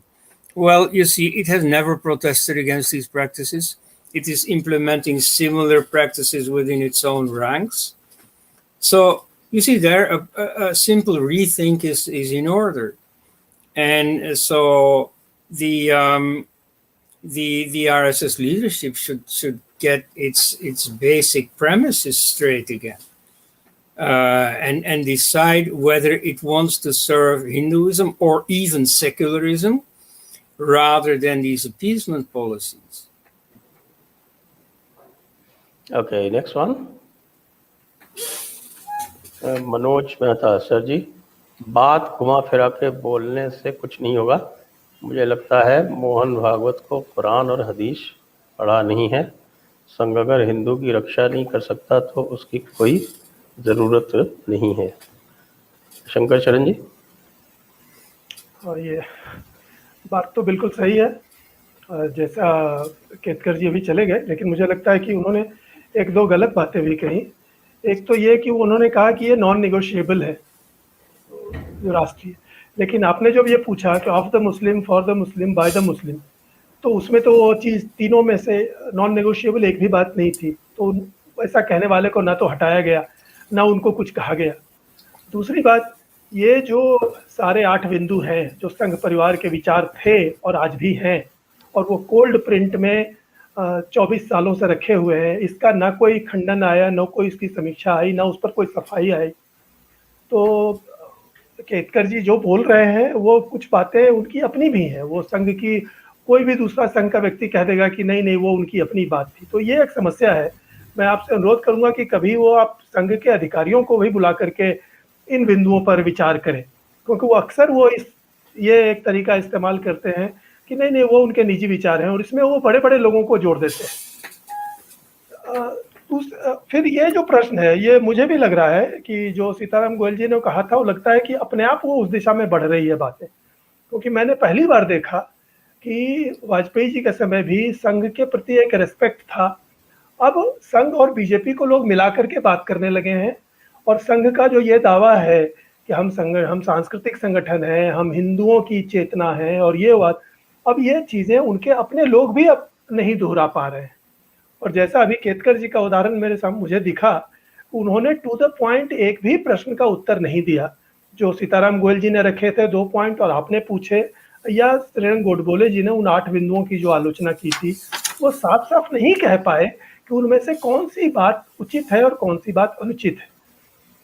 तो ये जो मनोज जी का कथन है, मुझे लगता है ये अपने आप होगा। और ये जो बढ़त की बात बार बार कहते हैं, मैं सोवियत इतिहास का विद्यार्थी हूँ। जब सोवियत संघ का और सोवियत कम्युनिस्ट पार्टी का कोलैप्स हुआ तो उसके 2 करोड़ मेंबर थे, और वो उसको यूनाइटेड नेशन में वीटो पावर उसके हाथ में थी। दुनिया की सबसे बड़ी आर्मी उसके पास थी। वो अमेरिका को टक्कर देने वाला देश था। दुनिया का 6ठा हिस्सा जमीन उसके हाथ में थी, CPSU। Communist party of the Soviet union, उसको कोलैप्स करने में कुछ भी नहीं लगा। तो ये हमेशा वृद्धि अपने आप में कोई लॉजिक नहीं है, और अगर वो इस रास्ते पर चलेंगे और इसमें सुधार नहीं करेंगे तो मुझे लगता है कि वो स्वयं ही उसको क्या कहते हैं, इररिलेवेंट हो जाएंगे, ऐसा मुझे लगता है। जी, अगला प्रश्न। After Shankhadeep Ghosh, after hearing Praful ji, RSS कौन INC वे? टिप्पणी है, इसको टिप्पणी के रूप में ही लेते हैं। Abhijit Delhi, as many people have been reaching out to and discussing the same issue, believe you me, all of them are simply flabbergasted with the U-turns that RSS has been taking since last many months. But this is not a U-turn. This is consistent. U-turn नहीं है, अलावा इसके है कि अब वो मुसलमानों के या इस्लाम के बिना हिंदुत्व अधूरा है, उसकी एग्जैक्ट टर्मिनोलॉजी हमें देखनी पड़ेगी कि क्या कहा था उन्होंने फरवरी में। जैसा कि उन्होंने डिस्प्यूट किया कि डिड नॉट से इस्लाम, ही सेड मुस्लिम्स। नहीं, वो उन्होंने ठीक कहा, वो मुस्लिमों के बिना भारत अधूरा है। लेकिन मुझे लगता है कि कोनराड ने सही जवाब दिया कि अगर मुस्लिम इस्लाम को माइनस कर दें तो मुस्लिम और कुछ नहीं है, वो तो हिंदुस्तानी है, हिंदू है, तो इस्लाम ही तो इशू है। इशू इस्लाम है, बिल्कुल। और हमारा विरोध भी मुसलमानों से नहीं है, इस्लाम से ही। Not at all. वही वाली बात है ना कि साहब की है, आप अगर यदि इस्लाम को हटा ले तो पूर्वज एक हो सकते हैं। इस्लाम के आते ही बीच में पूर्वजों का कोई महत्व ही नहीं रह जाता। ये तो बचकानी बात है, ये तो एक बचकानी बात है। बल्कि वो चले गए केतकर जी, वो इस बात पर बहुत ही बैंक कर रहे हैं कि समान पूर्वज और वो रेडिकल इस्लाम और नॉर्मल इस्लाम में कोई डिफरेंस नहीं है। ये खुद इमेजिन कर लेते हैं वो कि रेडिकल इस्लाम, सूफी जो है वो टॉलरेंट है। अब ये इससे बड़ा जो भ्रम है वो आज तक कहीं हुआ नहीं। उनको उनके स्वयंसेवक ने कहा, उनको आज तक जवाब नहीं सूझा। लेकिन वो एक काल्पनिक दुनिया में रहते हैं, as Conrad rightly said, they live in an imaginary world। वो सॉल्यूशन भी इमेजिनरी ढूंढते हैं। अरे तो प्रॉफिट मोहम्मद के तो सारे पूर्वज और सारे कुरैश तो उनके परिवार के लोग थे जिनको उन्होंने मारा। कॉमन एंसेस्ट्री से क्या होता है? अपने बाप, माँ, चाचा तीनों को कहा कि ये जहन्नुम में जाएंगे, जहन्नुम में जाएंगे। जी, अगला सवाल। Just a minute, this matter of common ancestry. Yes. You see, even an intelligent man like Subramanian Swami has said that, that Muslims should recognize that they have a common ancestry with Hindus. It's an interesting discussion. So just 2 points about this. First of all, is it true? You see, according to many Muslims, especially the elite Muslims, it's not true, because they claim ancestry from Arabs or Turks. Like the name Khan is a Turco-Mongol leadership title, or Sayyid or Sharif. These names claim ancestry from the Prophet himself. Now, often these names are made up, with some ancestor who made it in life and who thought that, with his stature in society, he deserved some honor, in his name too. So he claimed this ancestry anyway. But, to some extent it will be true, but you see, those who invaded India were all men. And so their second generation, they had as mothers Hindu women, whether lawfully married or abducted or enslaved. That's not the question for now. But you see, the second generation was already 50% Indian. And then next generation, more and more and more. Like take the Siddhis who come from Ethiopia. You see, I've been a few times in Gujarat lately and met quite a few of them. You see, some of them still have distinctly African traits. Many of them don't, look just Indian. And so, you see, that's more or less what happened. You see, this foreign ancestry became very dim. So mostly you could say, indeed, they they are by genes just simply Indian, just the same people as Hindus. But second point, if they are not, then what? Suppose, for instance, this our Imam Bukhari, the Shahi Imam. Suppose, you see, his name means that he's from Bukhara, which is in, I think, Uzbekistan now. Yeah. Okay, now suppose, you see, he's from some noble family that actually had the means to bring wives over from the home country, from Bukhara. Right? And suppose that they have been real Bukhara people every generation over and over, and he is still 100% Uzbek. So what? You see, I mean, once in a while there is an Uzbek who settles in India and who becomes Indian. Like, take for instance the Nagas in Nagalim. They have collectively, and most of them have kept on intermarrying after that, so they still are immigrants from, I think, Thailand, and they've immigrated only like 1,000 years ago, which by American standards would be extremely long ago, but by Indian standards, quite recent. Okay, so they're foreigners. By genes, they're foreigners. And probably if you investigate, they will be more similar to people in Thailand than to people in India. Nevertheless, they are in India now. And they have made their home here since. Now, so what, you see, aren't they real Indians? Aren't the Parsis real Indians? The Parsis are very endogamous. So they're very pure genetically. They're still Iranian. They look Iranian. But are they not Indians? I mean, I think they've been very worthy contributors to India. So really that question of genes is very odd. In the 19th century, you could bring it up in the days of the Aryan race and so on. But I mean, we have evolved away from that. And so this issue of whether they are genetically similar or not is I think, quite beside the point. Quite right. Okay, next question.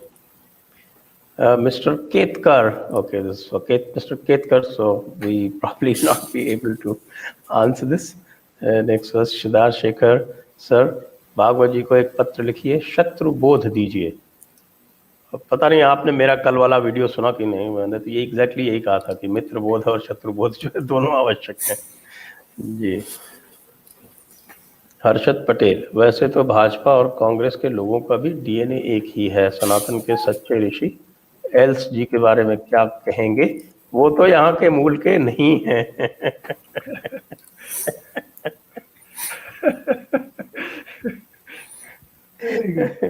बात तो सही कह रहे हैं आप, बिल्कुल. बात बड़ी स्पष्ट है और सच है.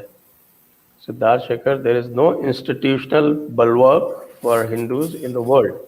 If the RSS has been consistent, it has been consistently wrong. Bhagavad must be told that Hindus won't allow him to throw them to the wolves.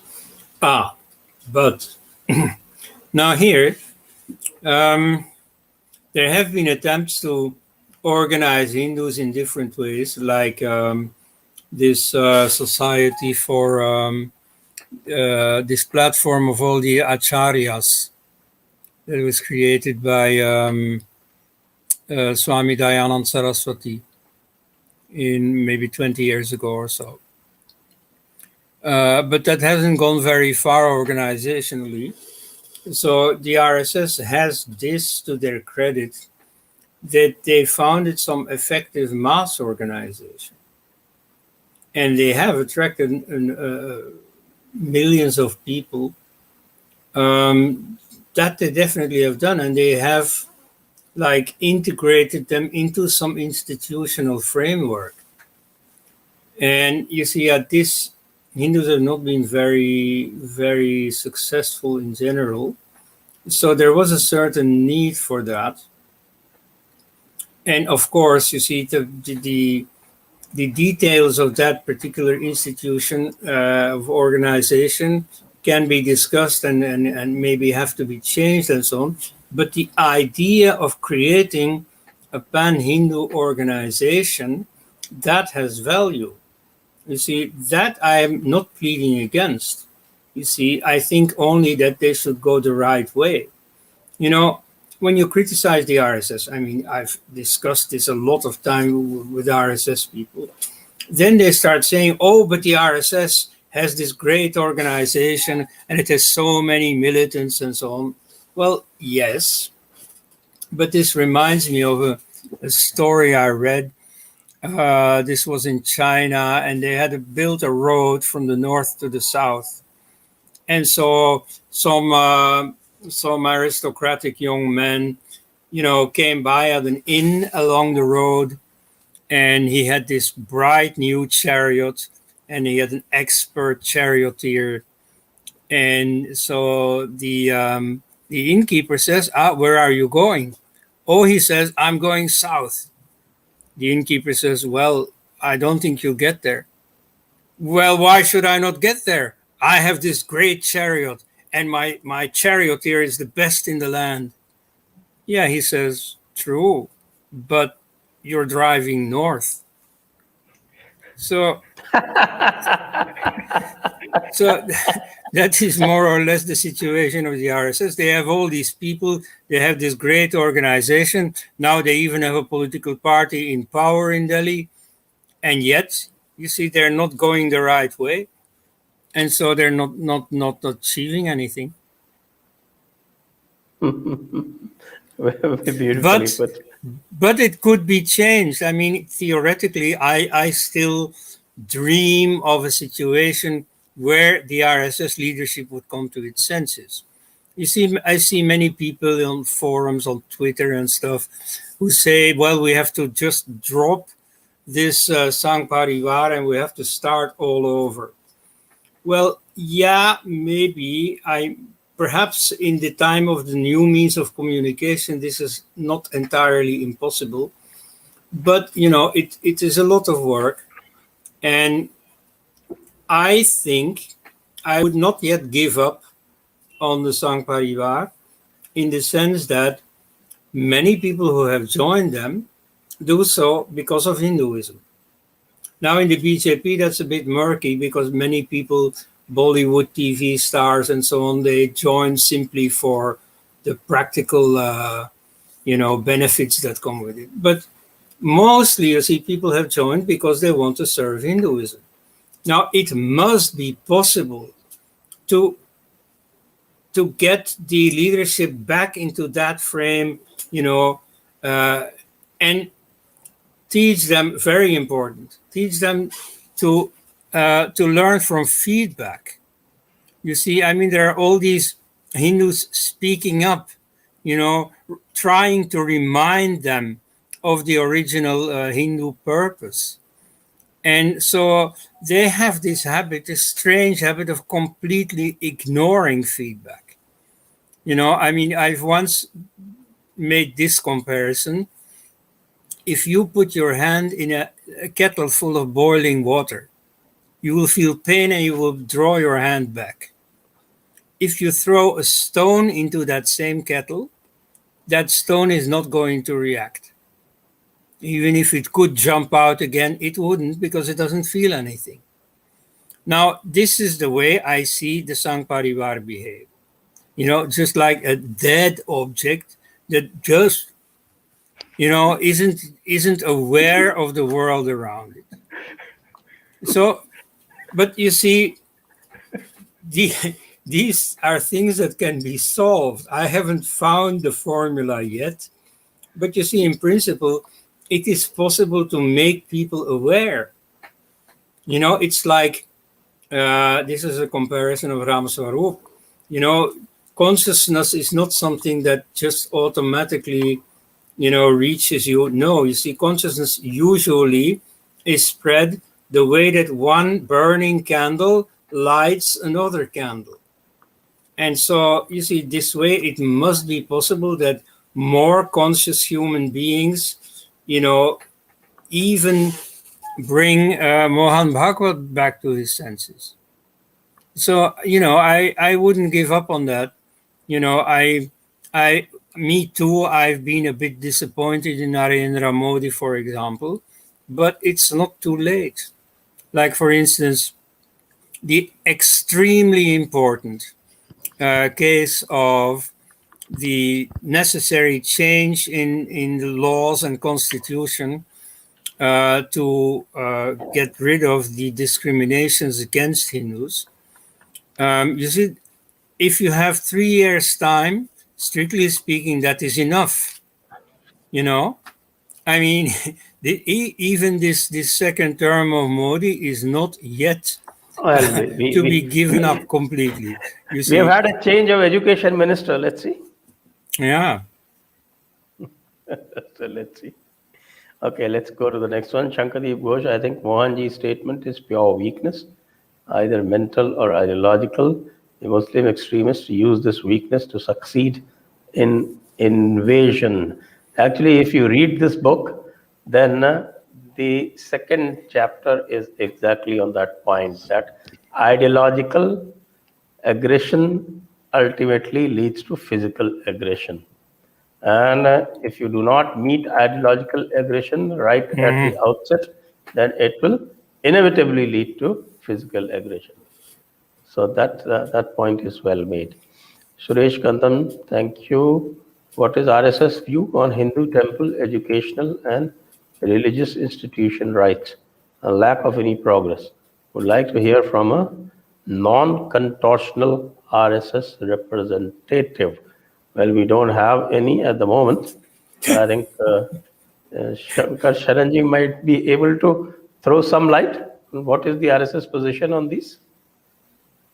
I think as we have heard Ketkar ji जो सवाल उनसे पूछे गए उसका उन्होंने उत्तर नहीं दिया और एक इमेजिनरी बातों का वो जवाब दे रहे थे, क्योंकि ये सारी बात तो आज शुरू हुई है कि एक स्वयंसेवक ने वो 8 बिंदु उठाए थे, तो लेकिन वो ले गए कि हम लोग कम्युनिस्टों की तरह सोचने लगते हैं, मिशनरियों से तुलना करने लगते हैं. It was not the case.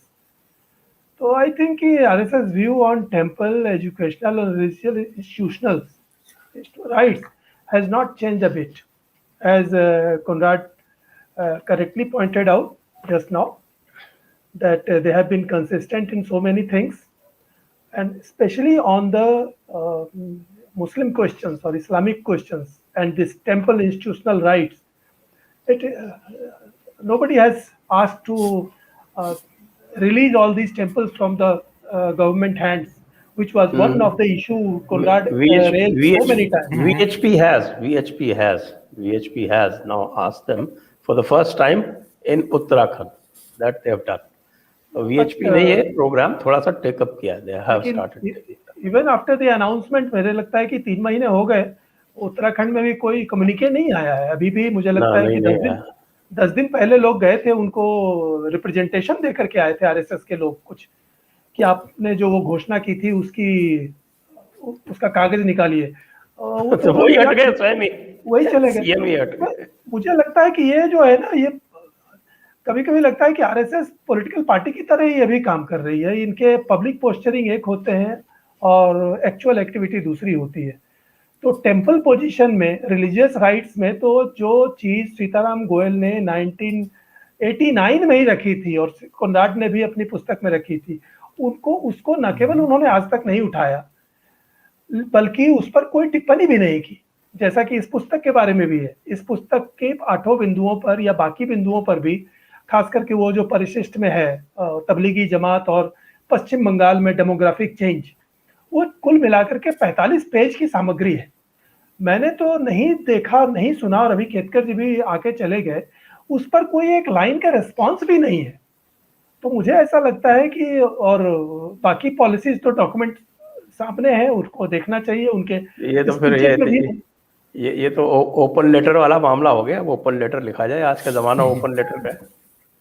हाँ, बट उनकी स्थिति तो वही है जो अभी कोनराड ने कहा कि गर्म पानी में पत्थर जैसी, क्योंकि इस पर तो कोई रिस्पॉन्स उनका नहीं आया.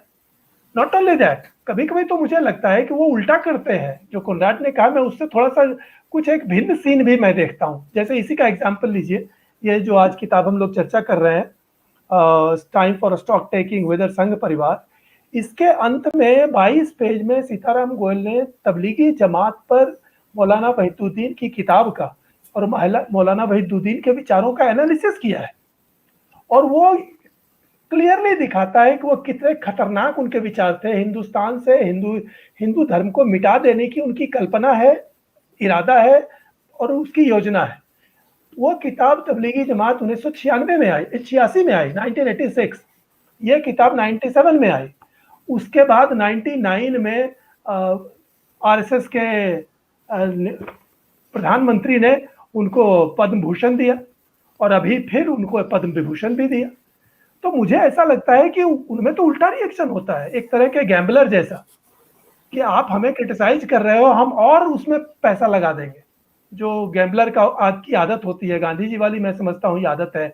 जो खिलाफत आंदोलन में उनको मार पड़ी, तो उससे सीखने की बजाय वो गैम्बलर की तरह वो दांव बढ़ाते गए, $100 के बदले $200, $200 के बदले $1000, कि हम सारा माल वापस ले लेंगे, और नतीजे में सारा माल चला गया। तो मैं नहीं समझता हूं कि इसका क्या मतलब था कि मौलाना वहीदुद्दीन की किताब कोल्ड प्रिंट में 35 साल से है, और तबलीगी जमात की एक्टिविटी भी है सारी दुनिया में। कम से कम 15-20 देशों में उनके लोग अरेस्ट हुए हैं टेररिज्म के नाम पर, जिहाद के नाम पर। उस तबलीगी जमात के टॉप पर्सन को आप राष्ट्रीय पुरस्कार बार बार दे रहे हैं, तो इसका मतलब है कि जो अभी कोनराड ने कहा उससे भी ये ज्यादा बुरी स्थिति है, कि न केवल कि आप फीडबैक से प्रति सेंसिटिव नहीं है, बल्कि फीडबैक से ठीक आप उल्टा काम करते हैं। हाँ, ये बताने के लिए कि हम तुम्हारी नहीं सुनते, तुम कुछ नहीं हो। हाँ, अभी तो और इससे भी आगे बढ़ के मेरे ख्याल से ऐसा काम तो पता नहीं जवाहरलाल नेहरू जी ने किया था, नहीं किया था, आप बताएंगे।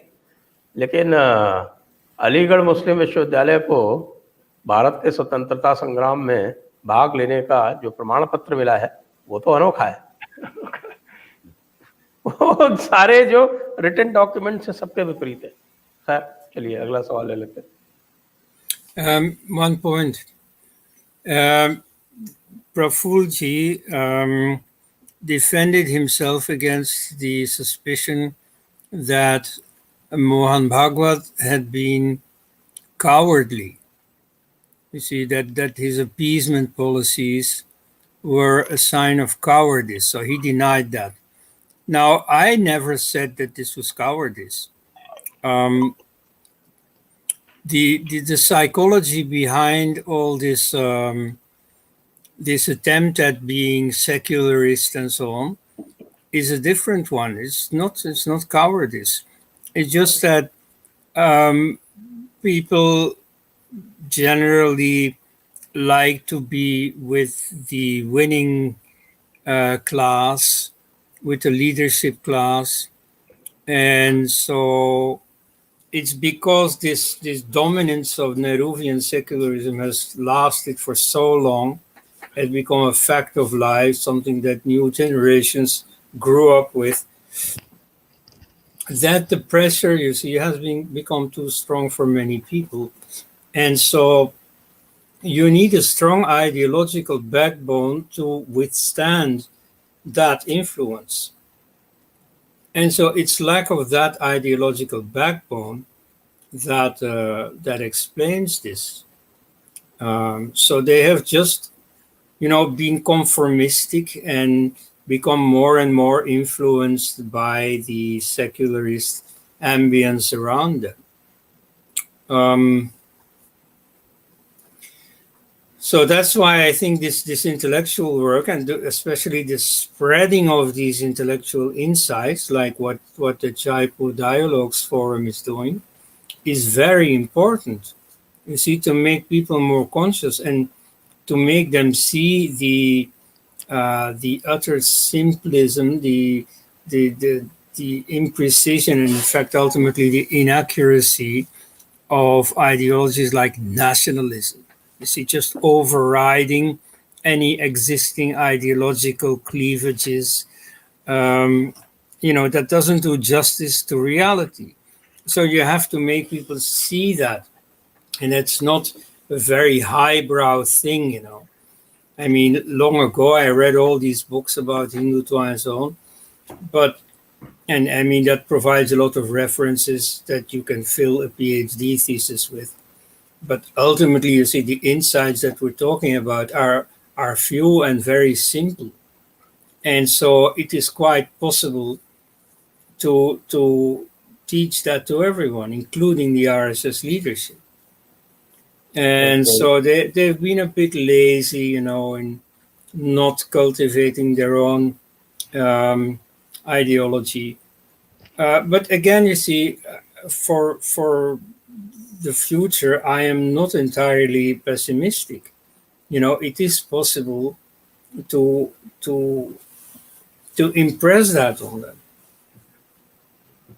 Okay, let's move on. Prashant Bish heard Swami say yesterday Modi is under pressure from protests as White House is unable to control the liberals in their policy circles. Your say, Prashant, it is the consistent policy of Jaipur Dialogues never to comment on any statement of Shri Subramaniam Swami. So we will stick to that. Okay. Manu Kapil sir ji, Sangh ने secular चूरन खा लिया है क्या? अब ये तो बात इतनी सारी हो गई अब इस पे, तो आप स्वयं समझदार हैं, आप समझिए. Forget about the DNA of the body, examine the DNA of thoughts. That's what matters. Okay, good point. Very good point. Ajit Bhantia, I draw confidence from Koenraad ji's statement that it is a mathematical certainty that India will never be an Islamic country. Would you elaborate, Koenraad? I can't remember that statement, but I don't think it's a mathematical certainty, though I think in the realm of probability that it is quite likely that India will never be an Islamic country. But at the moment, it is going in that direction. You see, purely by demography, it is inevitable that India will become a Muslim majority country. It will also still lose many Hindus to Christianity by conversion. But the demographic gains of Islam are impressive, and they are bound to increase. You see, unless there is a significant lowering of the birth rate among Muslims. But you see, as long as they remain like 1% ahead of Hindus, then with the growing of the Muslim basis, the gains they make are percentual, and so therefore they are ever bigger. So, this need gap right now is about 0.5%. Mm-hmm. Right. Well, anyway, so it's more and has reduced from about 2% to 0.5%. Right. Well, still, it is more than the Hindu percentage, and moreover, this is then also supplemented with other factors, conversion through love jihad, or other factors, and immigration. Because you see, the infiltration from Bangladesh is continuing. If from Pakistan will also increase in the future, depending on how Pakistan does. But you see, India is doing economically quite well, and that's bound to attract people. So that is not over yet. So I definitely think that the demographic tendency is for Islam to become the majority religion. The only reason why I doubt that will happen is that there is an increasing questioning of Islam in Muslim circles, though not yet, as far as I can see, in India. And so, but that may come, and so that's where I have a question mark. And that's why I doubt that Islam is going to become the majority religion. But again, I'm not sure of it. You see, so here, I think that this is not a mathematical certainty. There is a certain probability, but there are tendencies in the opposite direction. Next. Rakeshwari, Muslim sects in India do not kill each other because they are united against Hindus, not because they are more tolerant than their ilk elsewhere. Well, I think Rakeshwari ji, you probably haven't heard of the Shia Sunni riots in Lucknow. And because I come from that area, so I'm quite familiar with it. And it was quite common till actually it was a BJP prime minister who intervened after he became member of parliament from Lucknow. Till that point of time, it was a regular occurrence. So it's not something that is ruled out. Vijendra, Bhajpa चुनाव लड़ती है, रास्ते से भटकने पर सबक सिखाया जा सकता है, लेकिन संघ तो किसी को उत्तरदायी नहीं है। यदि संघ सक्षम होता तो इतनी हिंदूवादी संस्थाएं संघ से बाहर नहीं होती। कमेंट्स, शंकर शरण जी। कायदे से तो इसको किसी संघ के व्यक्ति को इसका उत्तर देना चाहिए, लेकिन मुझे इसमें दो बातें लगती है। एक तो कि संघ बहुत पॉइंटेडली कहता है कि वो राष्ट्रीय संगठन है, उसके नाम में भी राष्ट्रीय शब्द जुड़ा हुआ है, और जो पहले भाव था डॉक्टर हेडगेवार के समय में, मुझे लगता है कि वो बहुत स्वतंत्र भारत में बहुत तेजी से गायब होता चला गया। और इसका प्रमाण यह भी है कि जब भारतीय जनसंघ बन रहा था, और डॉक्टर कोनराड एल्स्ट ने ही अपनी रिसर्च में इसको लिखा, नोट किया है कि वो श्यामा प्रसाद जी ने हिंदू राष्ट्र लिखा था उस जनसंघ का ऑब्जेक्टिव, और उसको किसी आरएसएस के लीडर ने ही उसको बदल दिया कि नहीं ये हिंदू राष्ट्र हम नहीं रखेंगे। तो हिंदू राष्ट्र से हट जाने की का रिकॉर्ड तो उनका स्वतंत्र भारत में शुरू से ही दिख रहा है। तो ऐसी स्थिति में वो हिंदूवादी संस्थाओं को और हिंदू चेतना को बहुत बड़े पैमाने पर अट्रैक्ट करने में सफल हो भी नहीं सकते। लेकिन इसका दूसरा पक्ष भी है कि उनका जो पूरा उद्देश्य है कि वो सारे संगठन जो भी हैं वो वहाँ पर उनमें वो जाना या उनको अपने प्रभाव में लेना, ये उनकी एक नीति रही है। तो जो स्वतंत्र संगठन भी हैं, और ऐसी एक दो संस्थाओं में मैं गया हूँ जो स्वतंत्र शुरू हुई थी, लेकिन धीरे धीरे उसको आरएसएस के लोग उससे जुड़े और उन्होंने उसका टेक ओवर कर लिया, और बड़ी ऐतिहासिक और बड़ी संस्थाएं, और अब वो उसके बाद से वो निठल्ली पड़ी हुई है। तो ये एक अलग समस्या है कि वो संस्थाएं बनाते भी हैं, और ये जितने तरह के मंच हैं, जैसे केतकर जी चले गए, मैं उनसे पूछना चाहता था कि वो जो सर्वपंथ समादर मंच बनाया 1994 में उतने फैन फेयर से, वो आज है या नहीं है, और अगर है तो उसके लीडर कौन है, और अगर नहीं है तो उसको क्यों खत्म किया गया। इसका मुझे लगता नहीं है कि इसका कोई जवाब उपलब्ध है, लेकिन क्योंकि ऐसे प्रश्न मैंने और लोगों से पूछे हैं, तो इतने तरह के वो संगठन बना देते हैं कि उसका सिर पैर पता नहीं चलता है। तो मुझे नहीं लगता है कि संघ को उत्तरदायी ठहराएं या ना ठहराएं, ये एक बड़ा विकट प्रश्न है, क्योंकि वो अभी केतकर जी बोल के गए कि प्रश्न तो पूछना है तो बीजेपी के लीडरों से पूछिए, लेकिन जब चुनाव आएगा तो आप जाएंगे सबसे बीजेपी के लिए वोट लेने। तो ये एक वो क्या कहें कि एक डबल फेस बिहेवियर, कि जब हमको बीजेपी के को जिताना है या बीजेपी के पक्ष में प्रचार करना है या बीजेपी को डिफेंड करना है तो वो हमारे हैं, और जब बीजेपी का कोई काम अनडिफेंडेबल है तो वो कहते हैं कि आप उनसे पूछिए, वो हमारा चीज नहीं है। तो मैं समझता हूँ कि इसमें एक गहरी इररिस्पॉन्सिबिलिटी की भावना है, देश के प्रति भी और हिंदू समाज के प्रति भी। वो किसी चीज का प्रायः रिकॉर्डेड उत्तर नहीं देते हैं, पब्लिश नहीं करते हैं, कोई फॉर्मल स्टेटमेंट भी या रिजोल्यूशन नहीं लेते हैं, और उसके बाद बड़े से बड़े व्यक्ति भी कुछ कह रहे हो तो उसको कहते हैं नहीं ये तो हमारी पोजीशन ही नहीं है। तो ये एक अजीब मुसीबत है। मैं समझता हूँ कि इसीलिए मैंने कहा कि इसका उत्तर किसी संघ के रिस्पॉन्सिबल व्यक्ति को ही देना चाहिए। मैंने सिर्फ अनुमान से कुछ बातें कही। जी, next, Nitpinder Singh, does Sangh know that even Muhammad said that even his father, mother, or uncle will go to Jahannam if they didn't read Kalma? I mentioned that, मैंने खुद ने ये मेंशन किया, तो ये तो बात आ चुकी है, ये तो केतकर साहब के सामने मेंशन किया था। नहीं, वो गोडबोले ने भी उसमें लिखा है कि भाई आप कुरान क्यों नहीं पलट के पढ़ते हो जो इस तरह की काल्पनिक बातें कहते हो, लेकिन आज तक उसका जवाब संघ के नेताओं ने नहीं दिया। Next, Abhijit Kelly, Pranam sir, is it not high time we rigorously work towards educating the Hindu masses? The Sangh is not what we had assumed them to be, hence we should shun them and their convoluted ideas. No, I don't think we should shun them. No. We should engage with them. That is exactly what we are doing. Well, yeah, we should educate the Hindu masses, of course, but we should at the same time educate the Sangh people themselves, you know. Like there is an Yes. American movie called Educating Rita. So we should now work for a scenario of educating Mohan.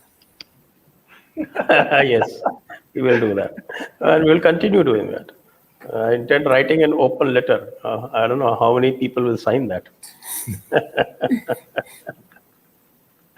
Next, Raghavendra, Sikandar वक्त अपनी एड़ी घिसकर मर गए लेकिन RSS में शामिल न हो सके। ये संघ का व्यक्ति झूठ बोलने वाला तोता है। भाई इस तरह की भाषा का हम उपयोग नहीं करते राघवेंद्र जी, धन्यवाद। Shankadip Ghosh, we can show compassion with DNA. The Muslims won't show us that. You cannot stand in front of a hungry beast and expect it not to harm you because you won't hurt it. Okay, the comment is well taken, Shankadip ji. Thank you.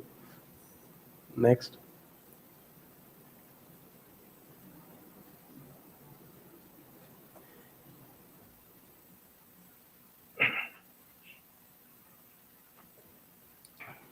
Next. Oriental Arms, Ketkar ji. So the RSS stand is that if jihad was not conducted by Muslims, India would not be complete. Well, Ketkar ji is no longer here. But, so I think we'll have to pass that because it is pointedly asked to him, so we'll not attempt it. Good question. We will use it for reference, this question, in our open letter. Gauri Dani, when RSS is being labeled as Hindu terrorist organization by same people who are being called as having same DNA, why are they being appeased? The position is clear, yet why RSS thinks they can win them? They stand exposed already. The point is, the difficulty is that the real people who are saying that they are Desi and they are Deshaj, the Sangh doesn't interact with them. They interact only with the people who say they are foreigners. The Ashraf Mullah Maulana, AMM class, as I call them. And this question I asked to Ketkar ji. Next. Okay, so that brings this marathon session to an end, and this marathon series also to an end. So we've had 9 weeks and 9 books and wonderful discussions. I have to thank Koenraad Elst profusely and also Shankar Sharan ji. Sir अगर आधे minute हो तो मैं एक Pushkin की कविता पढ़ना चाहता हूँ सीताराम गोयल जी की स्मृति में। बिल्कुल बिल्कुल बिल्कुल। ये पुष्किन की कविता है, रूस के सबसे महान कवि, और वो उनके जीवन के अंत में ही लिखी थी 1836 में, और उसका नाम है एक्सेजी मोनुमेंटम या पम्यात्निक सिबियावोज्विक निरकतोरनी। मतलब एक तरह से वो अपने बारे में कह रहे हैं। तो ये कविता जब मैंने पढ़ी तो मुझे सीताराम गोयल जी का ध्यान आया, तो मैं चाहता हूँ कि इसका हिंदी अनुवाद मैंने इसीलिए किया था, आप ही के लिए, कि मैं इसमें शुरू में ही या अंत में मैं इसको पढ़ना चाहूँगा। तो ये कविता है जो एक तरह से मुझे सीताराम गोयल जी के काम की याद दिलाती है, और पुष्किन ने अपने को इवेल्युएट जैसे किया था, तो सीताराम जी ने तो नहीं लिखा, लेकिन मैं चाहता हूँ कि ये कविता पढ़ करके इसको समाप्त किया जाए। ये बिल्कुल पुष्किन की कविता है, या पम्यात्निक सिबियावोज्विक निरकतोरनी। मतलब ऐसा स्मारक, मेरा स्मारक जो मैंने अपने हाथों से नहीं बनाया, जहाँ सामान्य जन आते रहेंगे, जो बना रहेगा अपराजेय और ऊंचा, अलेक्जेंडर के स्तंभ से भी ऊंचा। वो सेंट पीटर्सबर्ग में एक अलेक्जेंडर का मीनार है, बहुत फेमस। पुष्किन लिखते हैं, मैं पूरी तरह मरूंगा नहीं, क्योंकि मैंने अपनी पवित्र चिता में राख हो जाने के बाद भी मेरी आत्मा बची रहेगी, और मेरा सम्मान होगा जब तक कविता की अद्भुत अग्नि किसी एक भी पात्र में जलती रहेगी। मेरे संपूर्ण विशाल देश में मेरे नाम की चर्चा होगी। अपनी हर जिह्वा जिसका वह स्वामी है, देश मेरा नाम लेगा। गर्वीले गुलाम की संततियां, फिन, आज भी निरक्षर, तुंगुस और विशाल स्टेपी प्रेमी कालमुख भी, और युगों युगों बाद भी लोग मुझे मान देंगे, क्योंकि मेरी वीणा प्रेम भरी करुणा से बांधी गई थी, और एक क्रूर काल में मैंने स्वतंत्रता का गीत गाया था, जब दया भीख मांगती थी अंधे न्याय से। प्रशंसा या निंदा से बेपरवाह रहते, सुनो दैवी स्वर को, ओ काव्य प्रतिभा, न चोट से डरो, न प्रसिद्धि चाहो, न कभी मूर्खों से उलझो। कविता है।